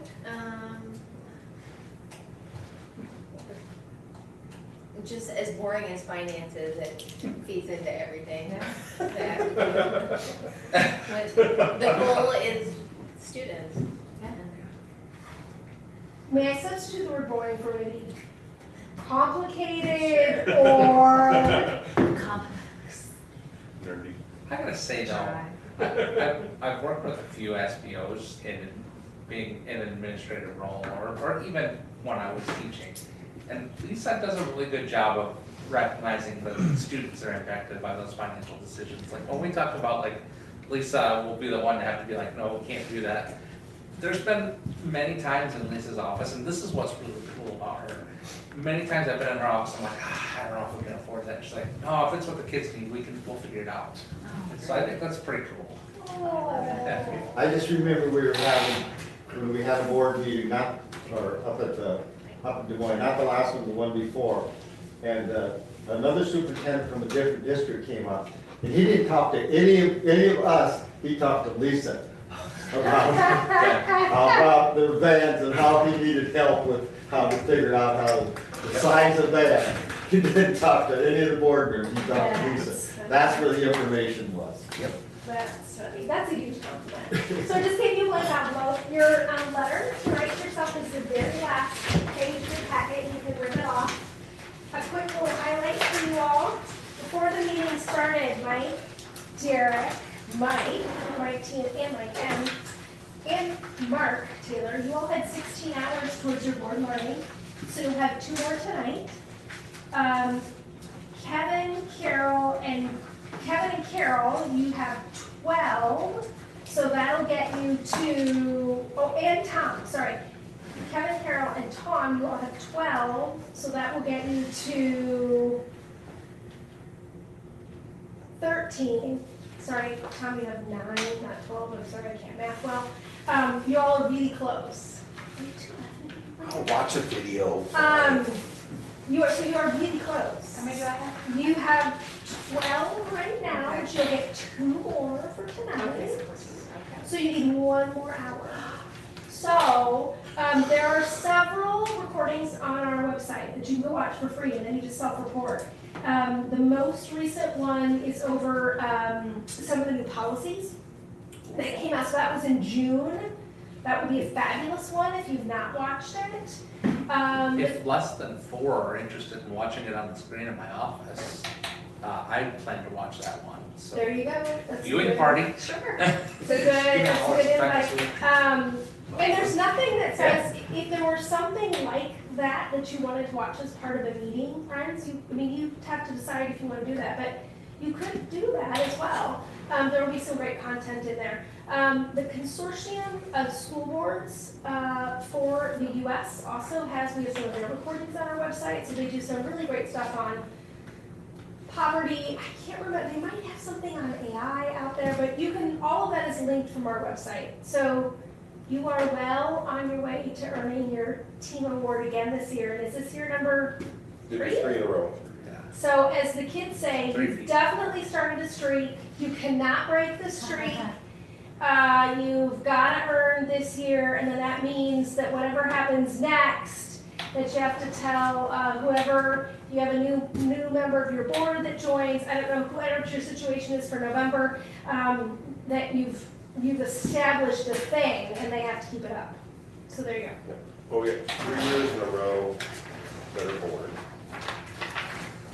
No, 2 years in a row as a board. 3 years in a row, the entire board went to the convention. And 1 year where the entire board got individual board awards. Those are the 3. Fabulous, and you're close to doing that thing this year. Carol and Tom gave a really good light commercial for Ready, Set, Govern, which is geared for new board members when they're elected. We will do that on the road again, and you all, the closest, is Sheraton the closest for you all? Usually. Probably. So, and I believe they're on the list, we're working on putting all that together. And we love to have experienced board members come as well, because you add great voice in the room.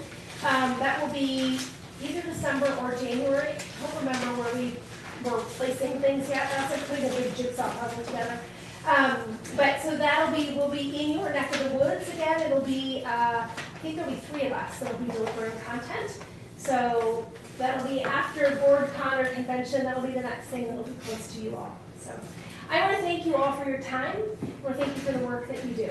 You're leaders in your community, and it's a big deal. And I know it's a heavy lift sometimes. I'm always cheering for you, and let me know how I can help you going forward. Thank you. Pass them up, Kristen. Oh, yeah.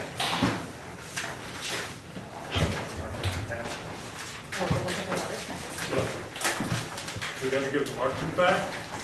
There's no free What does marker. cost us? There's no such thing as a free marker. Yeah. Oh, do you want these extra If pages? you have, Buy them? my very fancy, eloquently cut, sometimes ripped pages, yes. Nothing like that. Fine, keep it. Suppose she wants to come up with a stamp. I suppose she wants us to come up with a No, I'll do that. You just have to give it to me and I go get it back. We How got- about that? We got You are postage worth- meter out there, I know we do. You are worth all 72 cents or whatever it is. Shucks. Did it go up today or yesterday? I was going up sometime with it, I don't know. I'm gonna put 4 hours, so pumped.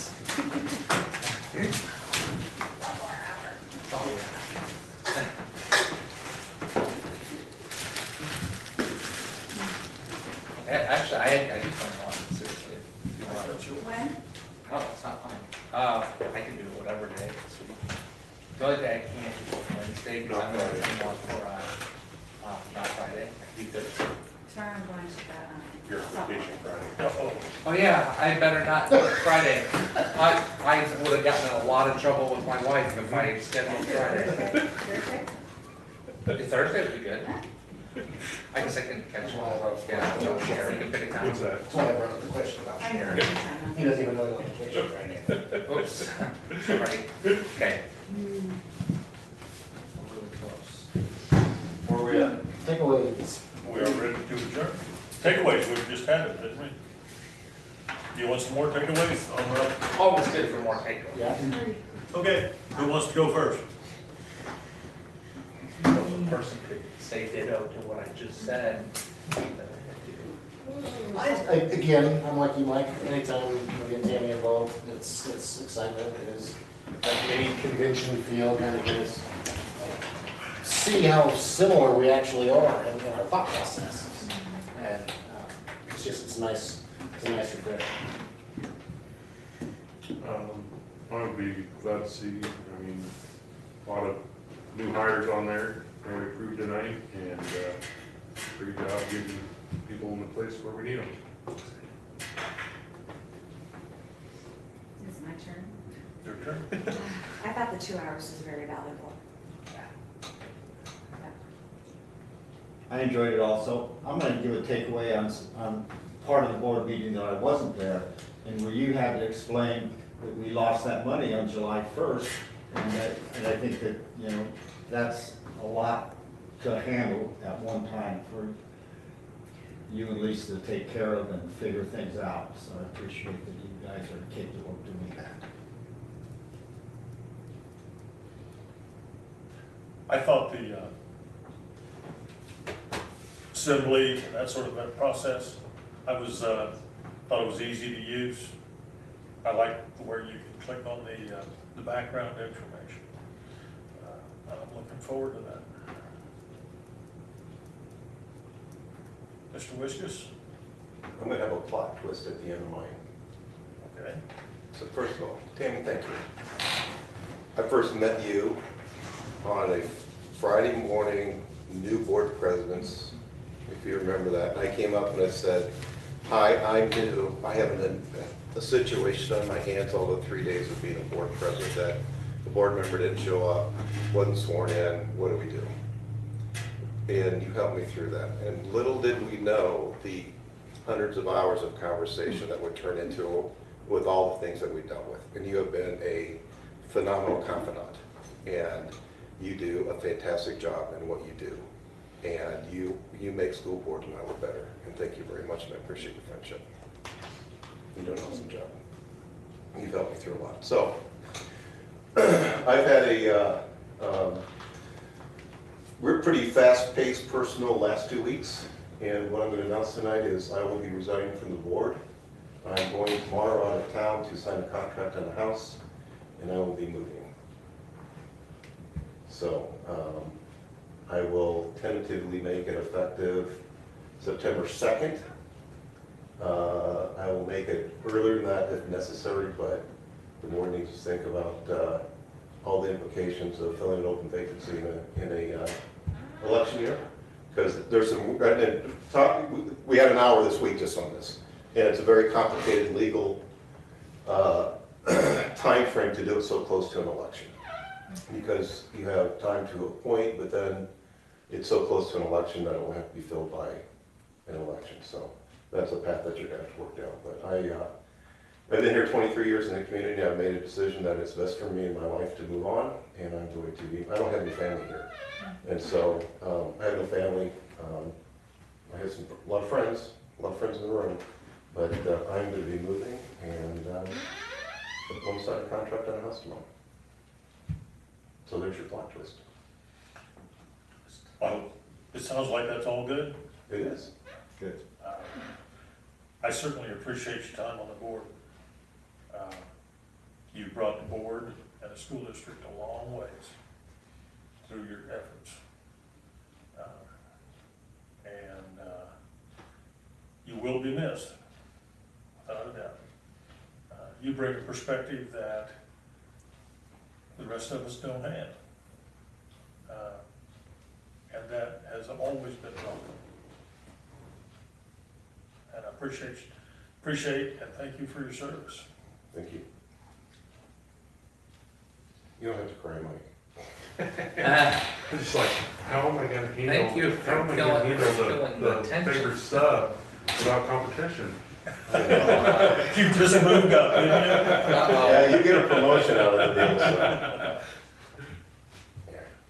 I would, if all things were different, I'd rather serve out my term because I did sign up for a 4-year term, but at this point, there's just been a lot of change in my life, a lot of health things. I had 5 surgeries in 14 months. A lot of people don't know that. And I just need to do some things for my health and my personal life. So. May I ask where you're going? Not publicly right now. Okay. So, I'm staying in the state of Iowa. But I would prefer not to say that on public record. That's your, Sure. that your Okay. call. Motion to adjourn. Did Mark have something? you want No, to I say? was just looking to see if we were gonna adjourn. Okay, we have a motion to adjourn. Second. We have a second. All those in favor signify by saying aye. I Opposed, same sign. We are adjourned. If you're only gonna